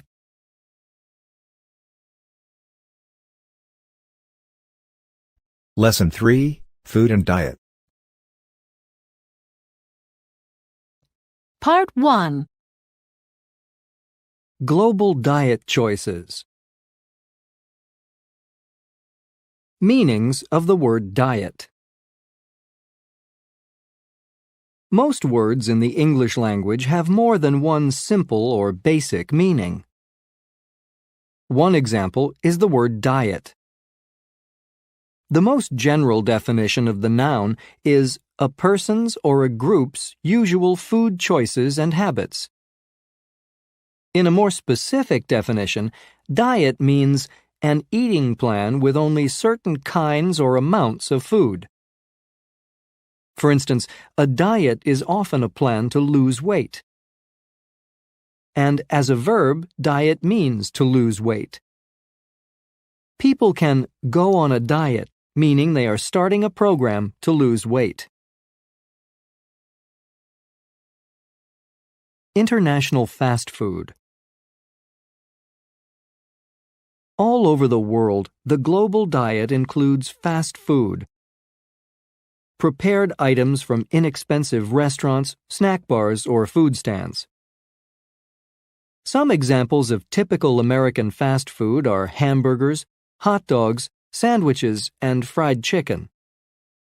Some common international fast foods might be German sausage and schnitzel, Italian pizza and pasta, Mexican tacos and burritos, Middle Eastern shish kebab and falafel, Japanese sushi and tempura, and Chinese egg rolls and noodles. Why is this kind of food becoming even more universal or worldwide? First, fast food restaurants usually prepare and serve the items quickly. Second, many fast food restaurants are part of fast food chains, eating places with the same name and company owner. For instance, the biggest and most famous American fast food chain serves hamburgers in every continent on the planet except Antarctica. Its menu items may not be exactly alike in all cultures, but its 25,000 restaurants all have the same look and style. The atmosphere seems comfortable and familiar. Third, the items at fast food places usually cost less than meals in formal restaurants or special dishes made at home. And finally, people usually enjoy the taste of the food, even if it is not very nutritious, healthy. How people make individual food choices. How do most people make their diet decisions? Individual choices are often based on former habits, cost and convenience, beliefs about health and nutrition, and ideas about physical beauty.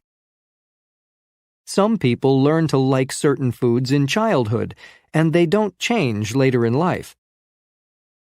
Many people have busy lives, so they buy or prepare food and eat it as quickly as possible. Some meal planners think only fresh and natural food is nutritious, so they buy vegetables, fruits, and foods without additives, chemical substances, and prepare it in healthy ways. People with health problems, like high blood pressure or diabetes, a blood sugar disorder, may be on special non-salt or non-sugar diets. The nutritional requirements of very young or very old people may be different from the needs of others. Some cultures prefer a slim body to a well-rounded one, so people are always trying to lose weight. They may follow popular diets, such as a low-carb diet, an eating system high in protein but low in refined carbohydrates. Other reasons for diet habits around the world. Unlike individual food plans, the diets of whole cultures and regions come from location, history, and tradition. For example, the typical Mexican diet is a combination of foods from pre-Columbian, Spanish, and French cultures. It is rich in complex carbohydrates, corn, beans, rice, breads, and protein, beans, eggs, fish, meat. Fish and fish products from the seas around Japan are one of the most important parts of the traditional Japanese diet. Rich in vitamins and minerals, seafood is served grilled, baked, raw, dried, pickled, hot, and cold. Soy products, miso, tofu, and bean paste, fermented vegetables, and rice are also important in the typical Japanese diet. Religious practices may also greatly affect diet. For instance, some Jewish people keep kosher, follow the requirements of Jewish food preparation and eating. These laws prohibit eating pork or bacon or other meat from pigs, shellfish, snake, or insects. In addition, people should not eat meat and dairy, milk products, at the same meal. In a similar way, Muslims follow the laws of eating halal, an Islamic system of eating only permitted foods. Some foods, such as pork or insects, are not permitted. Though people can eat some meat, such as beef from cows, the animals must be killed in a special way, according to ritual. Also, for religious reasons, some Christians eat fish instead of meat on Fridays. They also limit their food choices during Lent, the 40 days before Easter, in the spring. Conclusion and summary. The global diet. Universally, more and more meals include basic necessary food elements: protein, carbohydrates, and fats. Almost everywhere, some kind of meat, fish, dairy product, or another food with protein is part of a good breakfast, lunch, or dinner. There are also grains, breads, vegetables, fruit, and the like. Many dishes contain the necessary vitamins and minerals. A few families grow their own food, but most people buy food from eating places and markets in their communities. Food may be fresh, prepared, canned, frozen, or packaged. Fast food is very popular, and maybe it is becoming healthier. In some ways, diet choices are becoming more and more similar around the world. Even so, the variety of food choices is large now and is probably going to increase. Are cooking customs, eating habits, and food preferences all over the world becoming more or less healthy? Are they better or worse for human beings? These questions are interesting topics of research and discussion.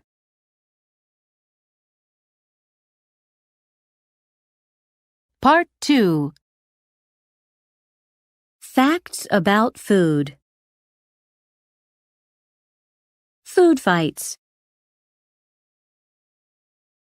Everywhere on Earth there are food specialists with opposite or different opinions on the best kinds of nutrition for various purposes. A lot of people believe that the healthiest diets are high in fiber, vitamins, and minerals, but low in fat, cholesterol, sugar, and salt. Some nutritionists say the perfect eating plan contains mostly carbohydrates without much protein. In contrast, other scientists say people need high-protein meals with meat, chicken, fish, or milk products, and only small amounts of grains, potatoes, breads, rice, and noodles. One famous diet plan allows only certain foods at certain times: protein with protein, carbohydrates with carbohydrates, fruits alone, and so on. Some eaters stay away from all meat and maybe even fish and milk products. They get their protein from plants, mostly beans. Others want only high-fiber food. These people may not eat white bread or white rice or even cooked vegetables. So, what is the best way to eat and be healthy? The discussion of food facts will go on far into the future. The necessary substances and elements for human life and health are water, protein, carbohydrates, fats, vitamins, and minerals. Most kinds of food contain some or all of the required nutrients, but these substances have different effects on people. Various ingredients and dishes affect the mind in different ways, and some kinds of nourishment have better effects on the brain than others. For instance, can broccoli increase brain power? Maybe so. Low levels of some of the B vitamins can cause a decrease in memory and thinking ability, nutritionists say. But dark green vegetables like broccoli contain a lot of these nutrients. Another example of a memory helper is lecithin, a substance from soybeans also found in high-fiber foods like nuts and whole grains. High-protein foods influence the mind in more helpful ways than dishes high in sugar and carbohydrates. And the caffeine in coffee or tea may help thinking. Of course, its effects don't last long. In many places outside big cities, food with more than 4 legs is part of good, healthy home cooking. Fried or grilled ants are a tasty but expensive snack in Colombia, South America. In various parts of Mexico, over 300 types of insects serve as food. In southern Africa, many people like to eat at least one kind of caterpillar or worm. They enjoy it fried, dried, or cooked in tomato sauce. In Thailand, cooks create a spicy hot pepper sauce with water bugs. In Vietnam, grasshoppers filled with peanuts are a special dish. And in some regions of China, bugs are not only a part of meals, but an important ingredient in medicine too. Most kinds of insects have high nutritional value. They contain a lot of protein, vitamins, and minerals. Many people like their taste. They are everywhere on the planet. They add to the variety of people's diets. For several reasons, insects are an important kind of food in the global diet, and they may become a more common ingredient in the future. The growing similarities in diet and eating habits around the world are influencing people of various cultures in different ways. For example, Western foods are damaging health in the industrialized island country of Japan. Instead of small meals of seafood, rice, and vegetables, the typical Japanese diet now includes large amounts of meat, dairy products, like whole milk ice cream, and desserts like tiramisu, a rich Italian dish full of chocolate, cheese, and sugar.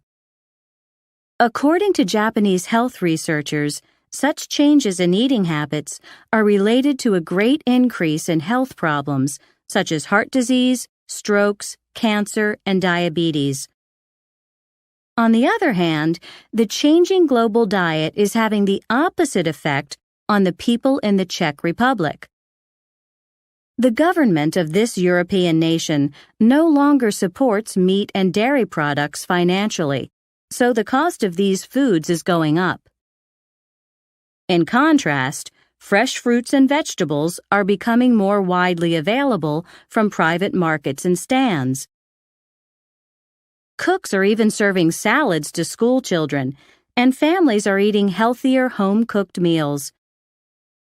For these reasons, fewer Czech men are having heart attacks, the women are losing a lot of weight, and most people are living healthier lives.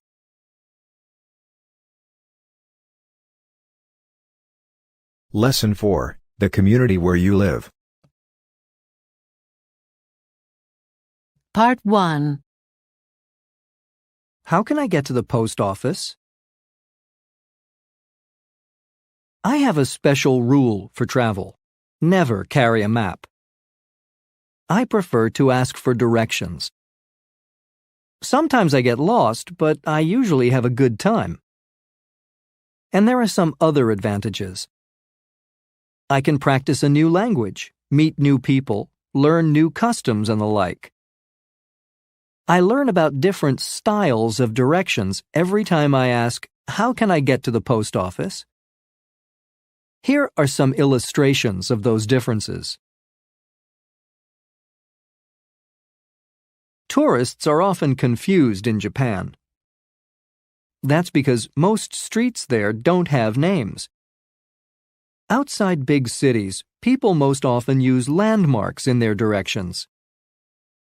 For example, the Japanese might tell travelers something like this. Go straight down to the corner, Turn left at the big hotel with the sushi bar and go past the fruit market. The post office is across from the bus stop, next to the fast food fried chicken place. In the United States, people might give directions in different ways according to their region or community. In the countryside of the American Midwest, for example, there are not usually many landmarks. There are no mountains, so the land is very flat. In many places, there are no towns or buildings for miles. Instead of landmarks, residents of the flatlands will tell you directions like north, south, east, and west, and distances like 2 miles. In the states of Kansas or Iowa, for instance, people will say things such as, "Take this road here, go straight north for 2 miles, make a right turn, and then go another mile in a northeast direction. Keep to the left around the curve, then merge with local Route 12. In most cities, however, people will name the streets, number of blocks, even the number of stoplights or stop signs. People in towns or cities might say, "Go straight for 5 blocks, turn left at Main Street, go to the 3rd stoplight and turn right. That's 6th Street. The post office is 2 blocks up on your left." Many people around the world can get street directions on the internet. People in Canada, the United States, and many European countries can go to a website to get directions. They type in a start point and an end point for their trip. Then they get instructions like these. Take I-40, the interstate highway, 26 miles. Go straight, east. Enter Texas. Keep left northwest 8.7 miles. Turn right. Merge onto Turner Turnpike. At exit 5B, take ramp right towards Oklahoma City, Oklahoma. They print out these directions and carry the papers with them, sometimes with a map. Without a computer printout, on the other hand, some people in Los Angeles, California, may have no idea of distance on the map. Residents of this Pacific Coast area are almost always in their cars, so they measure distance in time. How far away is the post office, you ask? Oh, they might answer, I guess it's about 5 minutes from here. You say, yes, but how many miles away is it, or how many kilometers or blocks? They rarely know, or they can seldom say. Sometimes people in Greece do not even try to give directions. That's because tourists seldom understand the Greek language. Instead, a Greek person may motion or gesture or say, "Follow me." Then that person will lead you through the streets of a city to the post office. What if a person doesn't know the answer to your question about the location of a place? A New Yorker might say, "Sorry, I have no idea," and walk away quickly. But in Yucatan, Mexico, not many residents answer, "I don't know." People in Yucatan may believe that a quick "I don't know" is impolite. They might stay and talk to you. And usually they'll try to give an answer, sometimes a wrong one. A tourist without a good sense of direction can get very, very lost in this southern region. One thing will help you everywhere, in Japan, the United States, Greece, Mexico, or any other place. You might not understand a person's words, but you can probably understand the body language, like facial expressions, gestures, movements, and so on. He or she will usually turn and then point his or her finger in a particular direction. Go in that direction, and you'll find the post office. Maybe.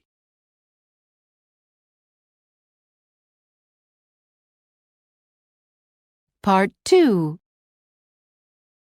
The laws of communities. Laws are rules for people and communities. For instance, in every country and culture of the world, there are laws against serious offenses, murder, robbery, violence against people, and the like. These laws make sense. They are necessary for safety and health, for community order, and for good human relationships in communities. They are probably similar all over the world. On the other hand, many laws and rules differ from country to country, from area to area, or even from one community to another. Some common illustrations of this variety are laws about driving, drinking alcohol, eating, smoking, shopping, money, people's rights, and many others. For instance, a legal action in Lima, Peru may be against the law in Seoul, Korea, and an illegal activity in an Asian community may be perfectly legal in a European city. On the other hand, laws may be the same in various countries but vary in different cities or states of the same nation.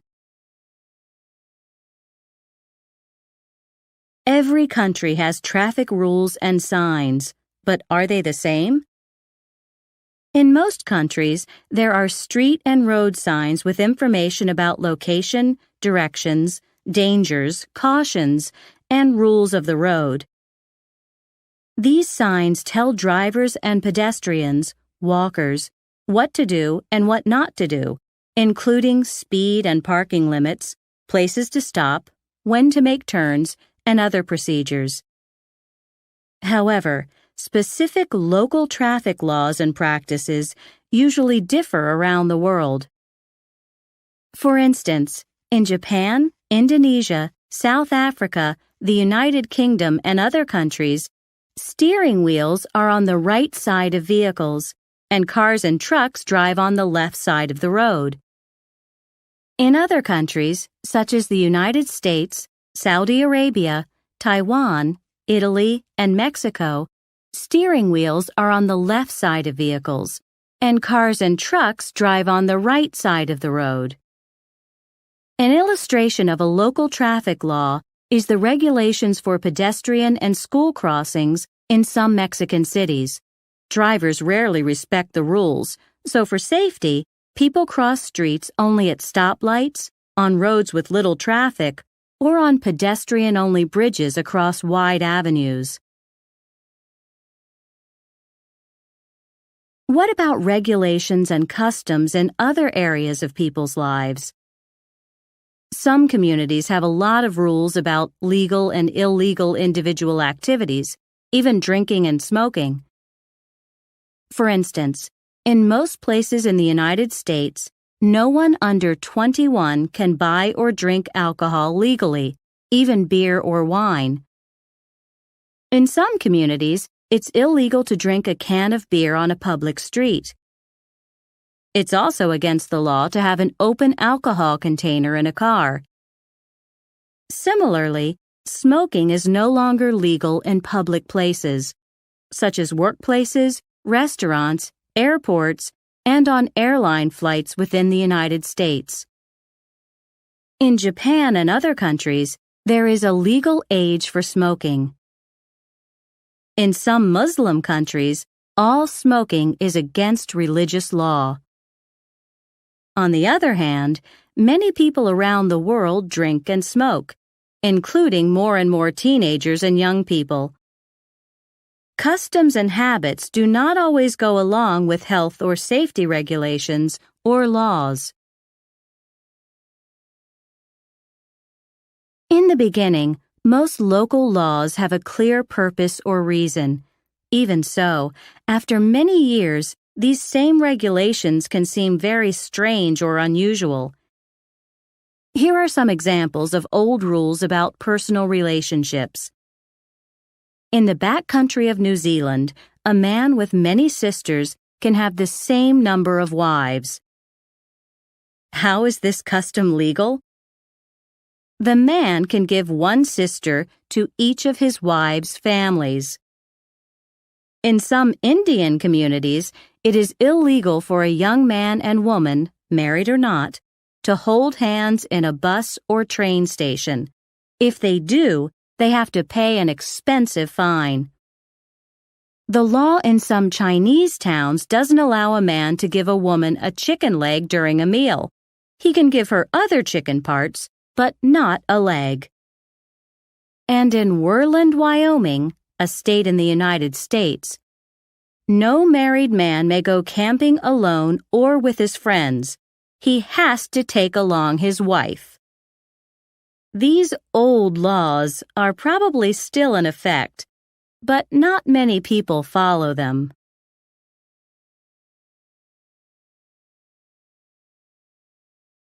Lesson 5, Home and Family. Part 1. A short history of the changing family. Past definitions of family. Like the community, the family is a social institution. Long ago, human beings lived in loosely related groups. Each group had a common ancestor, a family member from the distant past. But for over a millennium, 1,000 years, there have been two main types of families in the world, the extended form and the nuclear form. The extended family may include grandparents, parents, and children, and sometimes aunts, uncles, and cousins. In other words, relatives living in the same house or close together on the same street or in the same area. In contrast, the nuclear family consists of only parents and their biological, related by blood, or adopted children. Because of the industrialization in the 19th century, the nuclear family became the most common family structure. Kinds of families today. Today, there are many different kinds of families around the globe. Some people live in traditional families, that is to say, a stay-at-home mother, a working father, and their own biological children. Others live in two-paycheck families, that is, both parents work outside the home. There are many single-parent families. In other words, only a mother or a father lives with the children. Still others have adoptive or foster families. That is, adults take care of children not biologically theirs, or blended families. In other words, divorced or widowed men and women marry again and live with the children from their previous or earlier marriages. Some kids have step-parents, that is, mothers or fathers related to them by marriage instead of biology. In other families, some youngsters under the age of 18 have to take care of kids, either their own or their younger siblings, brothers and sisters. In different countries around the world, there are also same-sex partnerships, with or without children, childless marriages, unmarried live-in relationships, communal living groups, and so on. The early 20th century. What caused the structure of the family to change? Here is an example from the Western world. In the early 1900s in the United States, the divorce rate, that is, the percent of legal endings compared to the number of marriages, began to rise, and the birth rate, that is, the number of births per 100 or 1,000 people, began to decline. In other words, couples stayed married for fewer years, and they had fewer children. Women often chose to get an education and take jobs outside the home. Decades, 10-year periods, later, the same things began to occur in other industrialized countries, and then developing countries of the world as well. The 1930s and 1940s. The decades of the 1930s and 1940s were difficult years in both industrialized and developing countries. Many families faced serious financial problems because the heads of households lost their jobs. During World War II, 1939 to 1945, millions of women had to take care of their homes and their children alone. Because so many men were at war, thousands of these war widows, that is to say, women whose husbands were away at war, had to go to work outside the home. Most women worked long hours at hard jobs. There weren't many perfect families. They had problems. After World War II. During the next decade, the situation changed in many places. There were fewer divorces, and people married at a younger age and had more children than in the previous generation. Men made enough money to support the family, so a mother seldom worked outside the home when her children were small. Children began living at home longer, that is, until an older age, usually after high school or even college. The traditional family was returning in the United States, it seemed, as in many other countries. The end of the 20th century.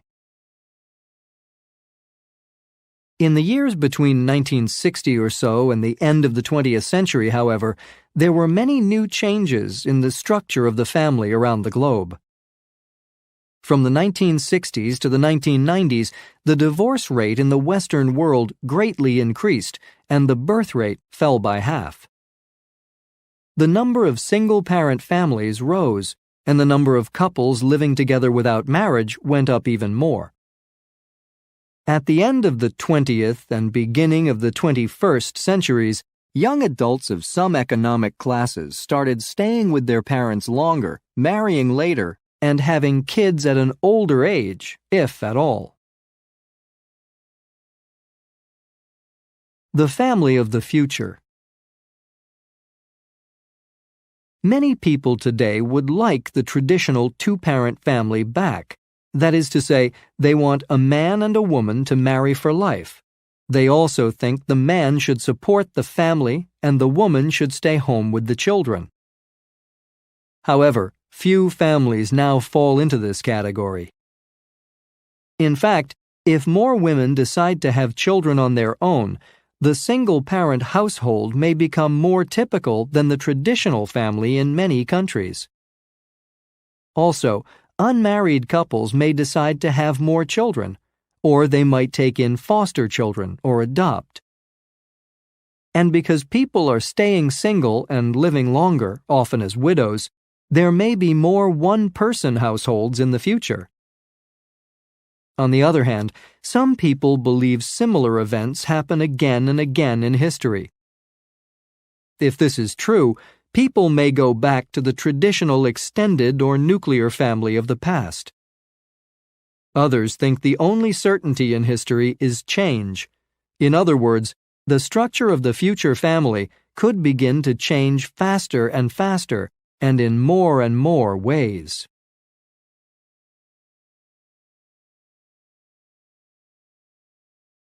Part 2. Time with the family, past and present. The sun was rising.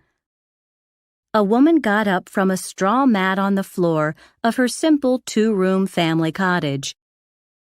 Her husband and their 4 children were still asleep on the mat. There were 5 other children. The couple gave 2 of them to a family with too few workers. The other 3 died long ago. The woman pushed aside the family goats. When she started the fire for cooking, the man and the children got up. While the daughter helped with the housework, the sons went outside to work in the fields with their father. They could see a castle not far away. The family lived under the protection of the master of the castle. They weren't his slaves, servants, but they paid him taxes. There was no schooling, so they couldn't read or write or get jobs in cities. During the long workday, they took breaks only for meals. Occasionally, they went to the village center, where they laughed and talked and played games. At night, people of the community got together around big fires. They told stories about the past. Most families used to live this way in England over 800 years ago. In the first half of the 20th century, the Japanese family was much more traditional than the typical American family. Young people didn't even used to date. In other words, they didn't go out together as couples. Instead, they had arranged marriages. Their parents chose their husband or wife. Maybe the couple fell in love after they got married, and maybe they didn't.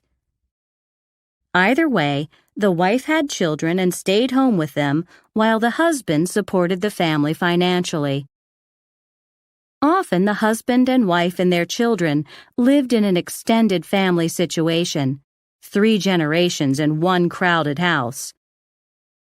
Today, life in Japan is similar to that of many other industrialized countries in that many women work outside the home and young people choose their own mates.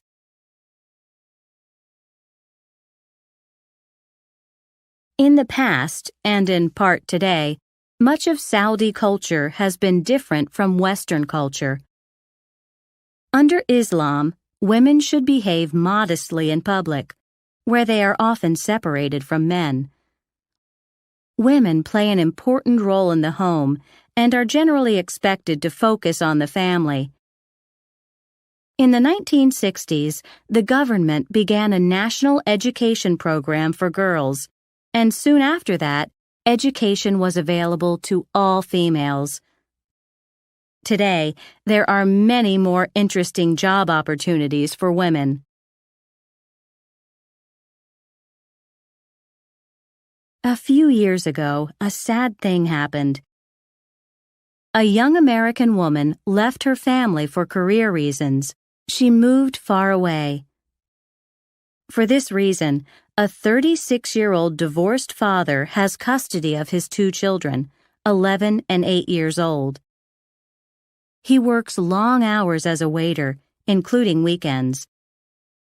On his days off from work, he goes to a local community college. He's studying to improve his job skills so he can make more money for his family. At night, he does his homework at the same table as the children. But who takes care of the kids in the evenings when their father is working or going to school?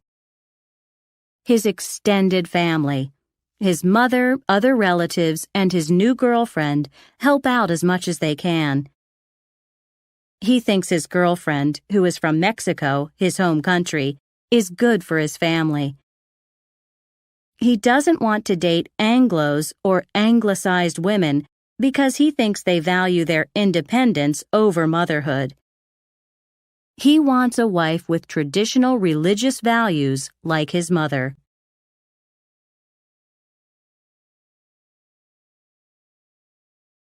Lesson 6, World Cultures. Part 1. Cross-cultural conversation. You want to talk about culture? Alan began the conversation in a proud voice. The United States is only a few hundred years old. Americans don't really have any culture. I mean, Americans are interesting, but they have zero culture. He made the sign for nothing with his hand. I agree with you, said Werner. He was pointing at Alan with his finger. Old Europe of the last 1,000 years. Now that's where the great culture was. The age of architecture, the magnificent historical cathedrals and castles are beautiful. It's essential to see the works of world-famous painters and sculptors from previous centuries in our excellent museums. And everyone should experience our classical literature and music in the best theaters and concert halls. Excuse me for interrupting, Alan, Werner apologized, but I just gave a perfect example of a long and significant cultural history. Camille spoke up. You know, we don't call a short millennium a cultural history. The real beginning of culture, significant civilization, was in the Middle East and Africa over 5,000 years ago. He continued, waving both hands in the air. Ancient communities not only knew how to create magnificent architecture and art, they also made amazing scientific and technological discoveries. They invented things. For instance, they figured out how to write and do mathematics. They studied astronomy, the science of the skies, the sun, and the planets. They invented the calendar. They even had medicine. The ancient religions came from that area too. Their achievements made world civilization possible. Those were the civilizations that gave humanity the most meaningful cultural legacy. May agreed with Camille. In a soft but knowing voice, she added, "But the really important science and technology began to develop in Asia and the Americas. While the ancient Chinese were building walled cities, they organized the first governments. They invented tools for work and weapons for protection. And the native peoples of the Americas had very, very old civilizations and societies. That was ancient traditional culture." Ancient culture? That's a contradiction in definitions. Grinning, Karen objected in an enthusiastic, friendly way. She gave a contrasting opinion. It's impossible for culture to be old or traditional, she argued. The opposite is true. Culture isn't dead, it's alive. Culture is modern, culture is now. Kenji was starting to fall asleep, but suddenly he was fully awake. I agree, he said, interrupting Karen enthusiastically. You tell them, said Karen, appreciating the support for her point of view. For emphasis, she nodded vigorously. Culture is worldwide, it's universal. Kenji went on in his clear speaking style. He had a wide smile on his face. Take today's food culture. With our global fast food, I have to say, everyone eats the same. And because of the worldwide media, movies, TV, CDs, compact discs, the internet, everybody knows the same information, plays the same music, enjoys the same stories, even the jokes. And it's like people everywhere want to buy the same clothes, all because of advertising. A beautiful young couple in jeans and bright Hawaiian shirts anywhere in the world, eating hamburgers and French fries with their friends from many countries. Finally, we have a global culture, and tradition has nothing to do with it. Nadia, however, was of another opinion. You want to call modern movies, music, food, and clothes culture? She said sweetly but convincingly. Those things don't describe culture. Culture isn't about the sameness of people in communities around the world. It's about their differences. It's important for people to greet one another in various ways, and they need to use different titles and follow a variety of social rules in their relationships. Some societies are formal while others are informal or casual. Some groups are friendly and others aren't. And another example is the diverse use of language. Is it direct or indirect? How do communication styles include motions, gestures, facial expressions, and other body language? and customs are so interesting. They're what people of different national groups do in their everyday lives and on special occasions like holidays or celebrations. Culture means cultural diversity. What makes life amusing? It's the variety of cultures around the world, its contradictions and opposites. Yeah, maybe so, contributed Alan as politely as possible. On the other hand, he started to say. That does make some sense, interrupted Werner, beginning to smile, as long as you don't forget the arts, architecture, painting, literature, music. And if you also include ancient civilizations and traditions, added Camille with a pleasant expression on his face. He didn't like to contradict Nadia or any of his female friends. Well, we can certainly have opposing viewpoints, concluded Karen, and yet we still enjoy exchanging ideas. Everyone was smiling, and they wanted to talk a lot more.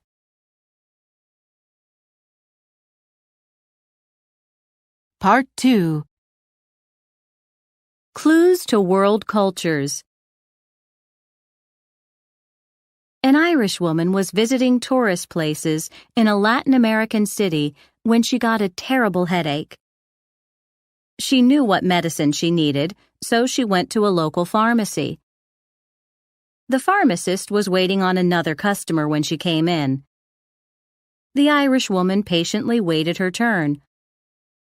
While she was standing there, 2 other customers came in, then another, and then 3 more. Each time, the pharmacist turned his attention to the new people. He did not greet the Irish woman. He never said, "I'll be with you in a minute." After about 20 minutes, the woman couldn't stand the pain in her head any longer. "Hey, I've been here a long time," she said loudly, very annoyed and insulted. "Why is everyone ignoring me?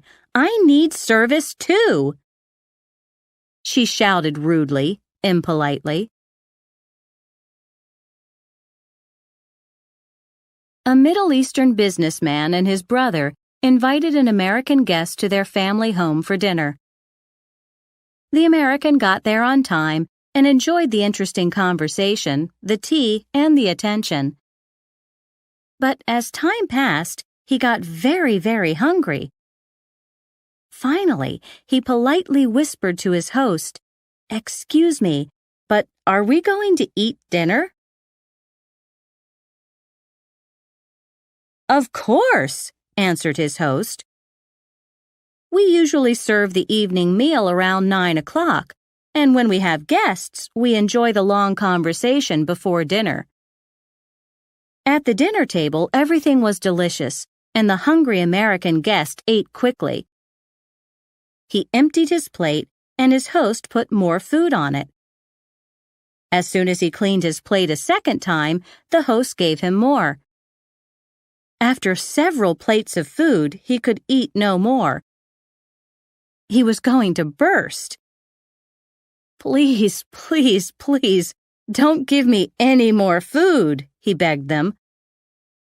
"I finished the food on this plate, but I can't eat another bite." Even then, his host insisted. The guest accepted a little more and ate it with difficulty. Finally, the supper dishes were removed. There was more conversation with more tea and coffee. At about midnight, the server brought a pitcher of ice water. The tired American knew it was okay to thank his hosts and leave.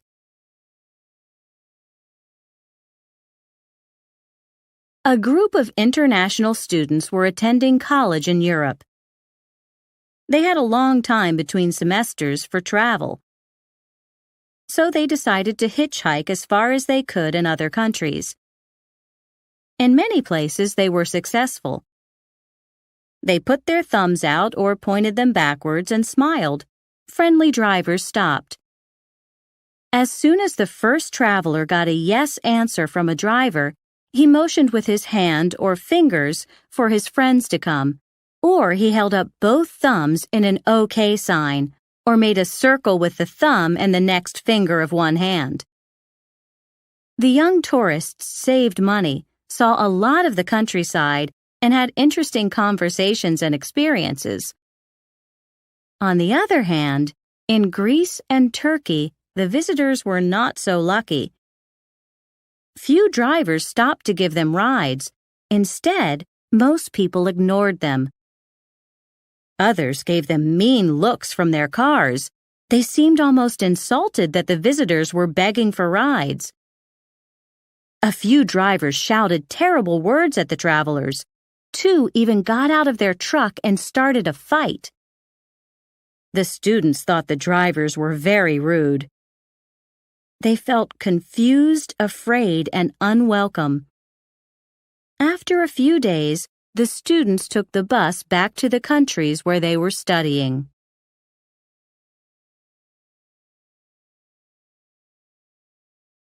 Lesson 7, Live a Long Life. Part 1. The secrets of a very long life. Introduction. There are several places in the world that are famous for people who live a very long time. These places are usually in mountainous areas, far away from modern cities. Even so, doctors, scientists, and public health experts often travel to these regions to solve the mystery of a long, healthy life. In this way, the experts hope to bring to the modern world the secrets of longevity. Hunza, in the Himalayan mountains. Hunza is at a very high altitude in the Himalayan mountains of Asia. There, many people over 100 years of age are still in good physical health. Additionally, men of 90 are new fathers, and women of 50 still have babies. What are the reasons for this good health? Scientists believe that the people of Hunza have these 3 main advantages or benefits. 1. A healthful, unpolluted environment with clean air and water. 2. A simple diet high in vitamins, fiber, and nutrition, but low in fat, cholesterol, sugar, and unnatural chemicals. And 3. Physical work and other activities, usually in the fields or with animals. The Russian Caucasians and Vilcabamba. People in the Caucasus Mountains in Russia are also famous for their longevity. Official birth records were not available, but the community says a woman called Surba lived until age 160. Similarly, a man called Shirali probably lived until 168.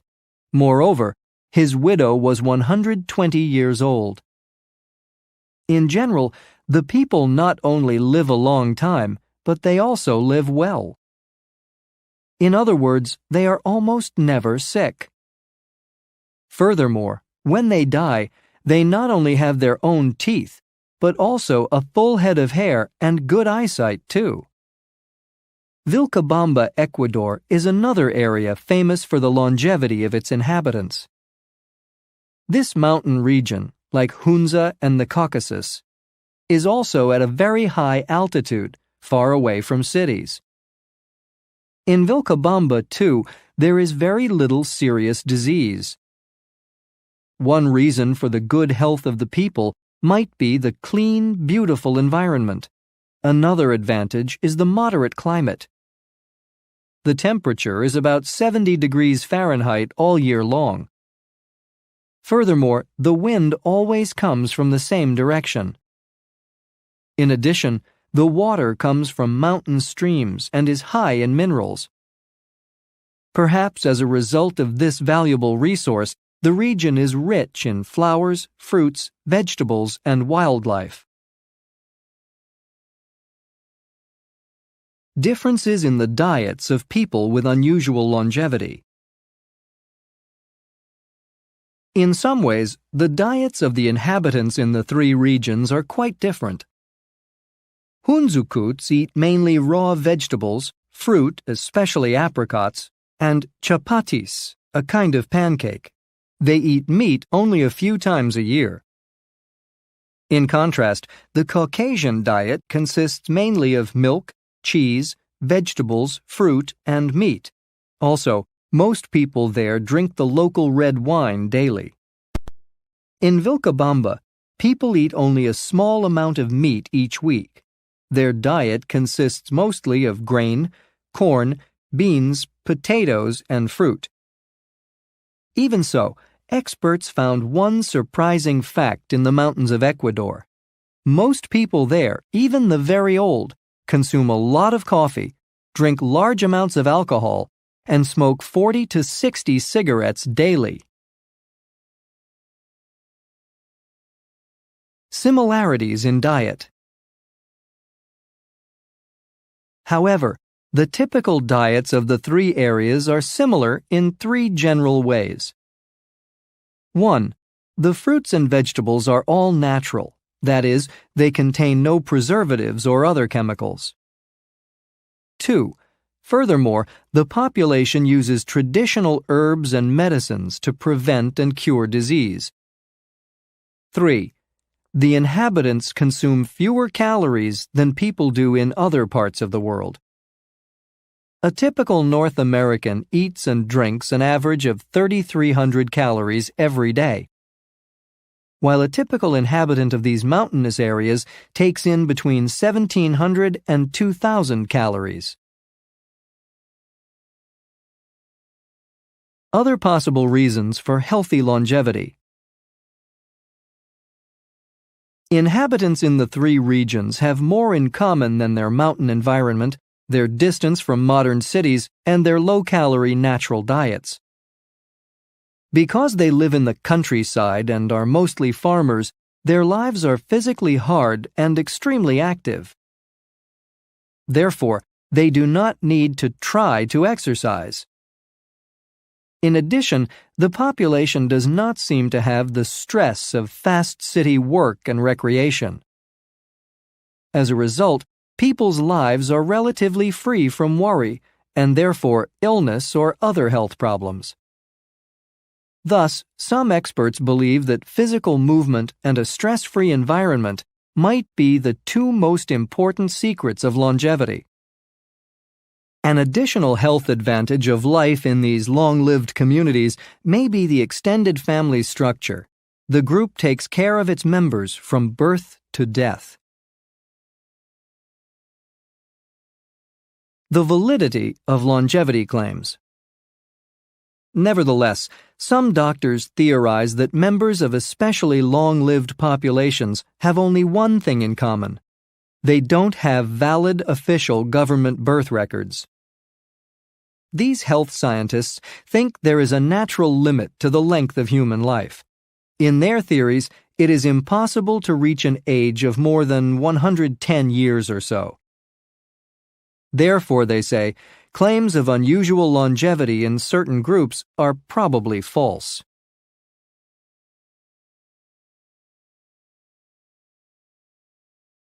Lesson 8, The Media and Entertainment. Part 1. How the visual media affect people. Introduction. Benefits of the visual media. How do television and the other visual media affect the lives of individuals and families around the globe? The media can be very helpful to people and their children who carefully choose what they watch. With high-quality programming in various fields of study, science, medicine, nature, history, the arts, and so on, TV, videotapes, and DVDs increase the knowledge of the average and the well-educated person. they can also improve thinking ability. Moreover, television and other visual media benefit elderly people who can't go out often, as well as patients in hospitals and residents of nursing facilities. Additionally, it offers language learners the advantage of real-life audio-visual instruction and oral comprehension practice at any time of day or night. And of course, visual media can provide almost everyone with good entertainment, a pleasant way to relax and spend free time at home. Media replaces other activities. Nevertheless, there are several serious disadvantages to the visual media. First of all, some people watch the tube for more hours in a day than they do anything else. In a large number of homes, TV sets, as many as 5 or more in a single household, are always on. Many people watch TV for many hours a day or spend hours playing games or surfing on their computers. They download music, movies, and other forms of entertainment. Instead of spending time taking care of their kids, parents often use a video screen as an electronic babysitter. As a result, television and video can easily replace family communication as well as physical activity and other interests. The effects of TV on the mind. Second, too much TV, especially programming of low educational value, can reduce people's ability to concentrate or reason. In fact, studies show that after only a minute or two of visual media, a person's mind relaxes as it does during light sleep. Another possible effect of television and videotapes on the human brain is poor communication. Children who watch a lot of TV may lose their ability to focus on a subject or an educational activity for more than 10 to 15 minutes. Maybe it is because of the visual media that some kids, and adults too, develop attention deficit disorder, ADD, a modern condition in which people are unable to pay attention, listen well, follow instructions, or remember everyday things. The effects of violence in the media. A third negative feature of the media is the amount of violence on the screen, both in real events in the news and movies or in TV programs. It scares people and gives them terrible nightmares. The fear created by media images and language can last for a long time. On the other hand, frequent viewers of action programming get used to its messages. They might begin to believe there is nothing strange or unusual about violent crime, fights, killing, and other terrible events and behavior. Studies show that certain personality types are likely to have strong emotional reactions or dangerous thoughts after some kinds of entertainment. They may even copy the acts that they see on violent shows, start fires, carry and use weapons, attack people in angry or dangerous ways, and even worse.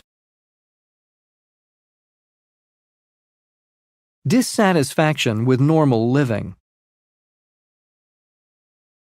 Because of the visual media, some people may become dissatisfied with the reality of their own lives. To these viewers, everyday life does not seem as exciting as the roles actors play in movies or TV dramas. They realize they aren't having as much fun as the stars of comedy shows.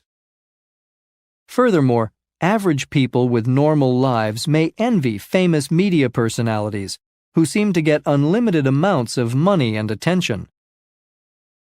Also, media watchers might get depressed when they can't take care of situations in real life as well as TV stars seem to. On the screen, they notice actors solve serious problems in hour or half-hour programs or in 20-second commercials. Boredom with real life. Yet another negative feature of modern television is called trash TV. These daily talk shows bring real people with strange or immoral lives, personalities, or behavior to the screen.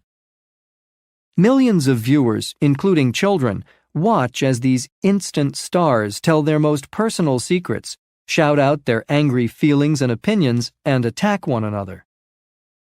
TV watchers seem to like the emotional atmosphere and excitement of this kind of programming, as well as the tension of the real but terrible stories on TV news magazine shows. A newer version of this kind of entertainment is called reality TV. In shows like Survivor, The Amazing Race, American Idol, and The Apprentice, real people compete for attention, fame, and other rewards. What effect does frequent viewing of such programs have on people's lives? It makes television more real than reality, and normal living begins to seem boring. Disadvantage of the media: addiction. Finally, the most negative effect of all of these kinds of visual media might be addiction. People often feel a strange and powerful need to watch TV, download visual material, or play a DVD even when they don't enjoy it or have the free time for entertainment. Addiction to a TV or computer screen is similar to drug or alcohol dependence. Addicts almost never believe they are addicted. Even so, truthful media addicts have to answer yes to many of these questions. Do you immediately turn on the TV set or computer when you arrive home from school or work? Do you watch a lot of programming that requires little focus or thinking ability?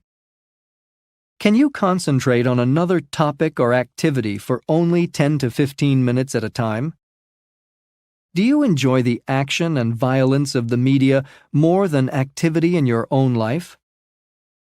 Do you feel envious of the lives of well-known TV or screen personalities or the participants in reality TV shows? Do you feel closer to the people on TV than to your own family members and friends?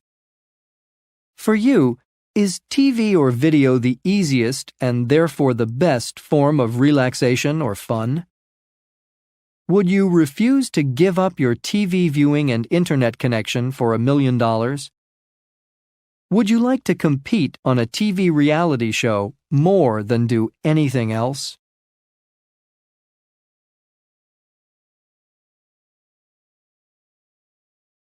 Part 2. Media stories. Story plot A. Marian, who works in a real estate office, is depressed about her life, especially her unhappy love relationship. Because she is feeling ill, her supervisor lets her leave early. He gives her $40,000 in cash from a house sale to put in the bank on her way home. However, temptation gets the best of the moody young woman. With the cash in an envelope, she packs her bags and drives out of town. On a dark, lonely road, a severe thunderstorm forces her to stop at the run-down Bates Motel. There is a scary old house high on a hill behind the motel, with the form of an old woman in a rocking chair at the window. Norman Bates, the motel owner, is happy to sign in a guest, but his mother shouts at him angrily. After a conversation with Norman, Marian goes to her room. When she is in the shower, the bathroom door opens. In a very famous, very bloody murder scene, the shadowy figure of an old woman pulls aside the shower curtain and stabs the motel guest to death. Horrified, Norman cleans up the room, puts Marian's body in her car, and pushes the car into the swamp. Worried about her and the stolen money, Marian's sister, lover, and boss send out an investigator, who finally arrives at the Bates Motel. Suspicious of Norman's strange behavior, the investigator goes into the scary house, where the dark shape of an old woman at the top of the stairs kills him too with a long knife. Others come to investigate. After many suspenseful scenes, they discover that Norman's mother is a skeleton. The murderer in the old woman's clothes was Norman Bates himself, who has turned more and more into his mother.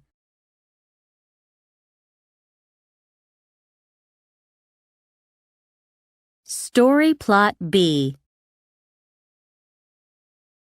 After a hurricane sinks their ship off the coast of Africa, a British couple finds their way to land with their baby son. However, the parents are killed by a wild animal. A gorilla, the largest of the human-like monkeys, finds the baby, brings him home to her mate, and raises the helpless human in the jungle. As a result, he grows to adulthood in the natural ape community. Nevertheless, the young man's peaceful life in the jungle soon changes. To study African wildlife in its natural environment, Professor Porter arrives with his daughter Jane and a hunter named Clayton. When the explorers meet the jungle man, at first they think he is the missing link, a being halfway between an animal and a human being. Therefore, they are surprised to discover that he is as human as they are. When he begins to feel strange, unfamiliar emotions towards Jane, the man that grew up in the jungle becomes very confused. He wants to be with his own kind, but doesn't want to leave the gorilla family that raised him, especially since Clayton sees the apes not as friends, but as animals to hunt and kill. When Jane has to leave with her father, the ape man is very sad and upset. Even so, he saves the white people when they are captured, and Jane stays with him in the jungle.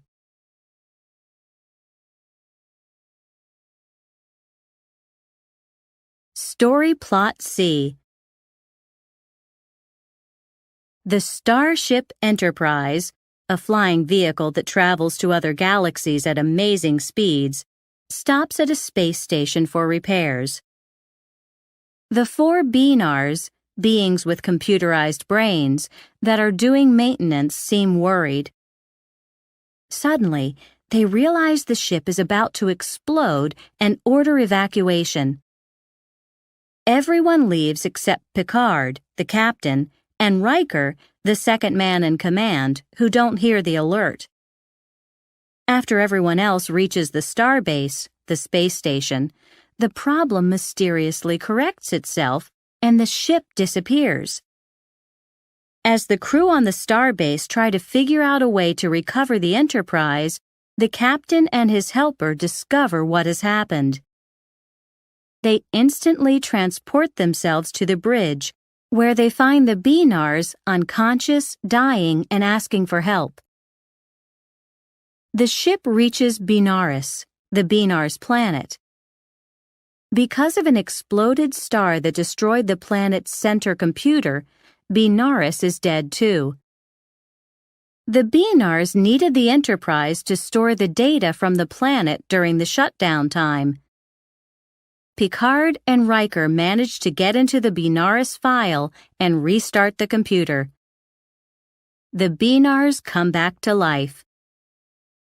Undamaged, the ship returns to the starbase.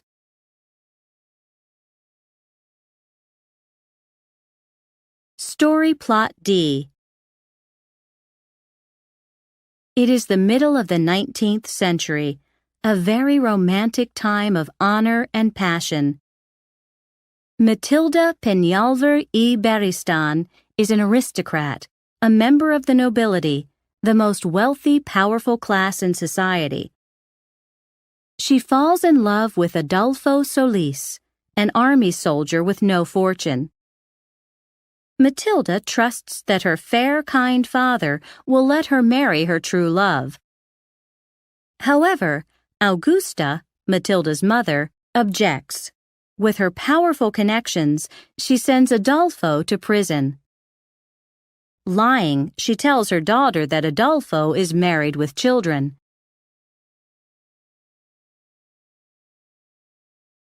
Because their family is facing bankruptcy, Augusta wants Manuel Fuentes Guerra, an honorable and handsome young man who has just inherited a vast fortune, to be her son-in-law. Confused and desperate, Matilda marries Manuel. Soon, Adolfo escapes from jail. After a frantic and tense search, he finds Matilda. Posing as the new ranch administrator, he recognizes her husband as an honest, fair, and decent man. At that point, Manuel and Matilda discover Augusta's deceit in their marriage. But in the meantime, Matilda's feelings for Adolfo are beginning to disappear. She is starting to fall in love with Manuel. Heartbroken, Adolfo accepts reality and leaves the ranch. Matilda announces she is pregnant. However, to be continued.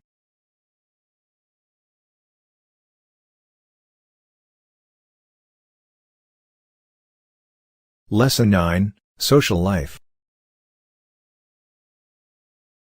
Part 1. Meeting the Perfect Mate, Part 1. For the past month, I've been taking a university graduate course called Social Structure. It's a very popular class. We've been discussing friendship, social life, dating, marriage, and other relationships through the generations and throughout the world. One of our assignments is to examine the ways that people meet potential spouses, husbands and wives. I've been interviewing students on campus all week as part of my study. I'm amazed at what I've been hearing. First, I talked with my roommate in the dormitory, Usha, an international student from India. "What's one way to meet a possible mate?" I asked her. "Well," she said, "one method in my country is to have an arranged marriage." "A what?" I asked. "I know you can match a tie to a shirt or 2 socks after you do the laundry, then they're a match. But people?" "Sure," she replied. "There are still arranged marriages these days, and there were a lot more not too long ago. My parents, for example, met each other for the first time on their wedding day. My grandparents chose their children's spouses and arranged the weddings." "Do you mean that the bride and groom weren't in love?" "That sounds awful. Weren't they worried?" "Maybe a little bit," Usha said, "but they accepted each other. Then, fortunately, they learned to love each other. They've had a good, successful marriage for the past 30 years. This happens in a lot of arranged marriages. You know, even today some Orthodox, very religious young people, Jewish and Muslim and Christian, marry this way." I shook my head. "Amazing," I said. The next person that I interviewed was Bill, a guy in my business management class. "I meet a lot of women in dance clubs, at least I used to," he said. "The environment was exciting, and I used to go every weekend if possible to dance or talk or just listen to music." "That seems great," I said. "I thought so too at first," he said a little sadly. "But on the other hand, the music at these places was very loud. Many people drank, so they didn't talk. They shouted and didn't listen much.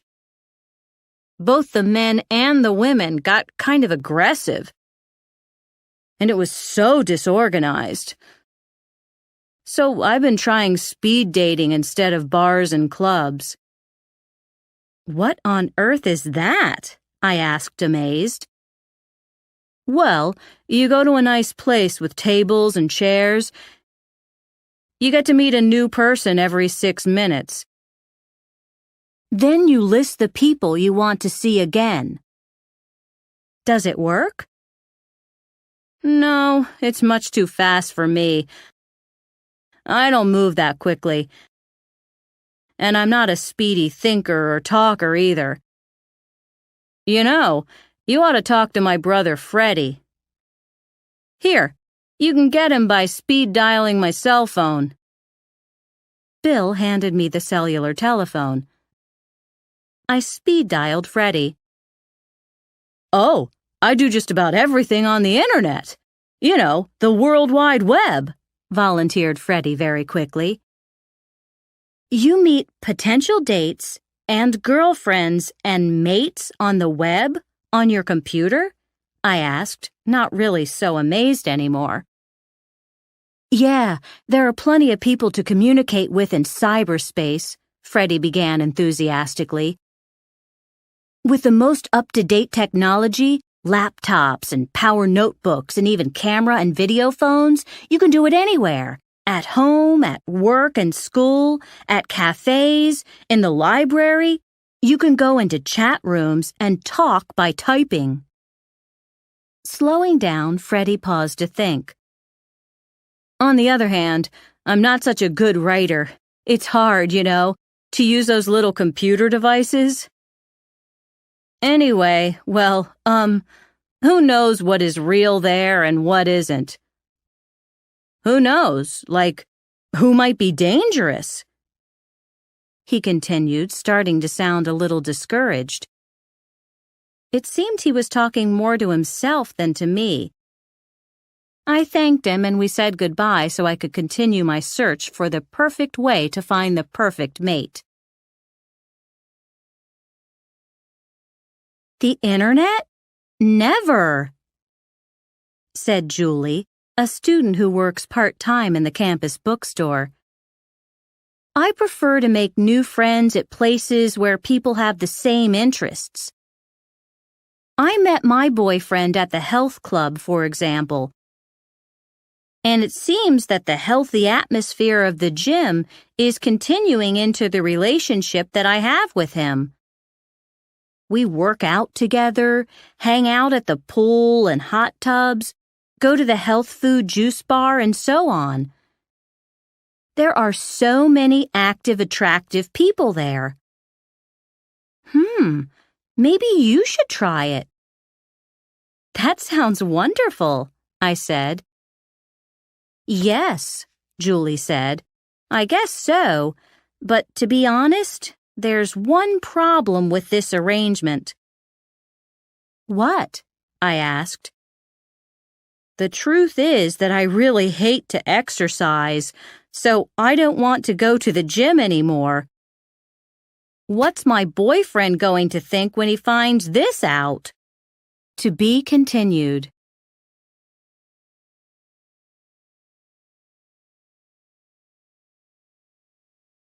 Part 2. Meeting the Perfect Mate. Part 2. What is the best way to meet the perfect husband or wife? Computer dating services are the answer, said my friend Sarah, who lives down the hall from me in the dormitory. They provide a great way to meet people. The biggest advantage is that you have a lot in common with the people you meet through a computer.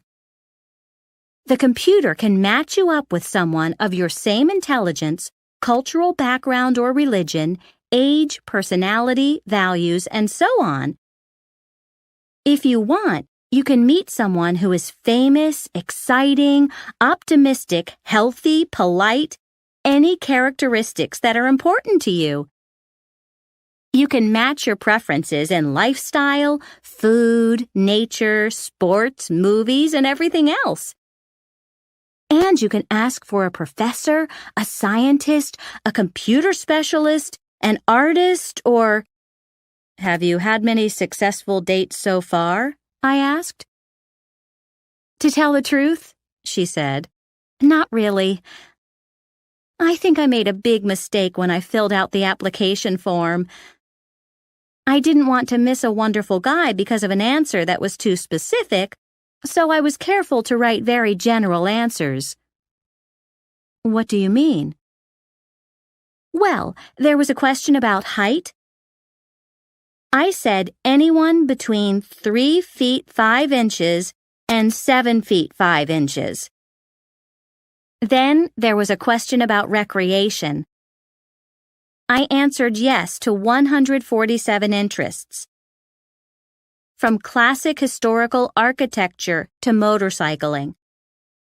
I wrote that I liked tennis, swimming, the beach, the mountains, the desert, health food, junk food, ethnic foods, eating out, cooking, staying home, traveling, the arts, TV comedies, quiz shows, crime dramas, family life, single life, and on and on and on.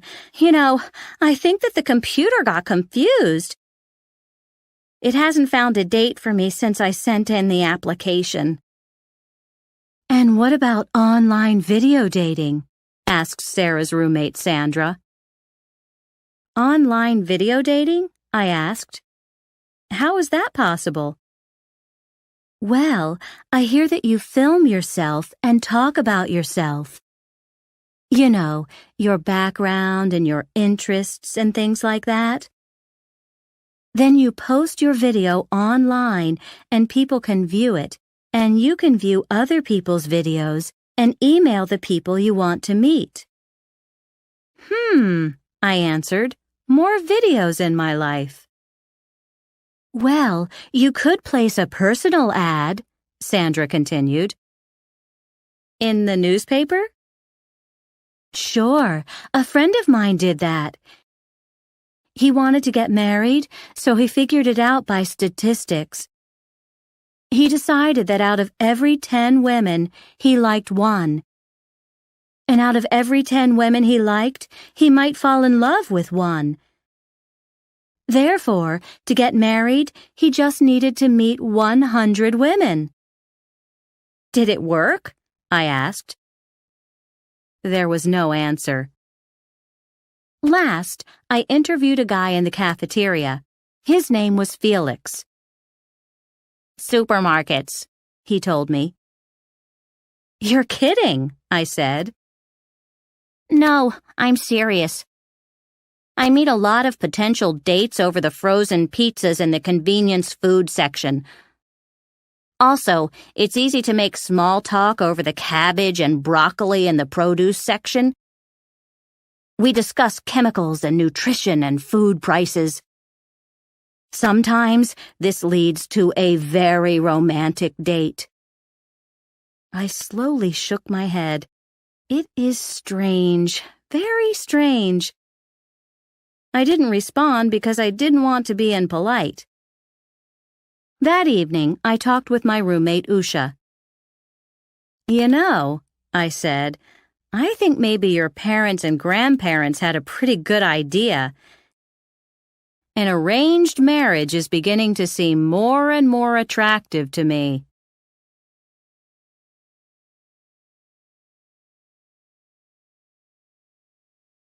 Lesson 10, Sports. Part 1. The Ancient Olympics. In a world troubled by political conflict, the Olympic Games have symbolized peace and unity throughout their history. In the ancient Greek Olympics, youthful athletes honored the gods with demonstrations of their speed and coordination. Based on the highest ideals, the Olympic Games were offered in the spirit of peace, for the love of sport and honest, fair competition. Although the Olympics have changed over time, you might be surprised to learn that, according to historians, there are many similarities between the original Olympic Games and the modern ones. Here are 2 articles to compare the Olympic competitions of past millennia with the widely celebrated Olympic Games of the 21st century. The Olympic events, Athens, Greece, the 4th century AD. As the greatest of our national festivals comes to a close again, here are some of its highlights and history. Since 776 BC, our Summer Olympic Games have been held every 4 years at the sanctuary of our ruler Zeus on Mount Olympus. As usual, this year's games began with the promise of fairness by athletes and judges to Zeus. There was a ceremony before the statue and altar of the great god. There were contests for young boys. Participants and spectators met with old friends. There were speeches, poetry, tours, feasts, parades, and singing. Next came the competitive sports events, the pentathlon, 5 track and field events including the discus throw, javelin throw, the long jump, running, and wrestling, boxing, the 4-horse chariot race, horse racing, and an extreme combination of wrestling and boxing. Under a full moon, there were sacrifices to the king of the gods. On the 5th and final day, prizes were awarded, wreaths made of a special olive tree branch from the sanctuary. Some winners received prizes worth money. There were more feasts for and by the winners. Then the competitors and spectators went home, mostly on foot, through the mountains. Women in the Olympic Games. Most of the athletes at this year's events were young men, of course. Even so, unmarried girls competed in foot races at the festival of Hera, Zeus's wife. There were also spectators at the festival of Zeus. The owner of the winning chariot team and the trainer of the winning horse in the races were female too. On the other hand, married women were not allowed in the sanctuary of Zeus. They didn't want to be thrown off a cliff, so no one broke this rule. The politics of the Olympics. In my opinion, the most important achievement of the Olympic Games has been its peacefulness, not only at the Games, but in all of the Greek world. Of course, the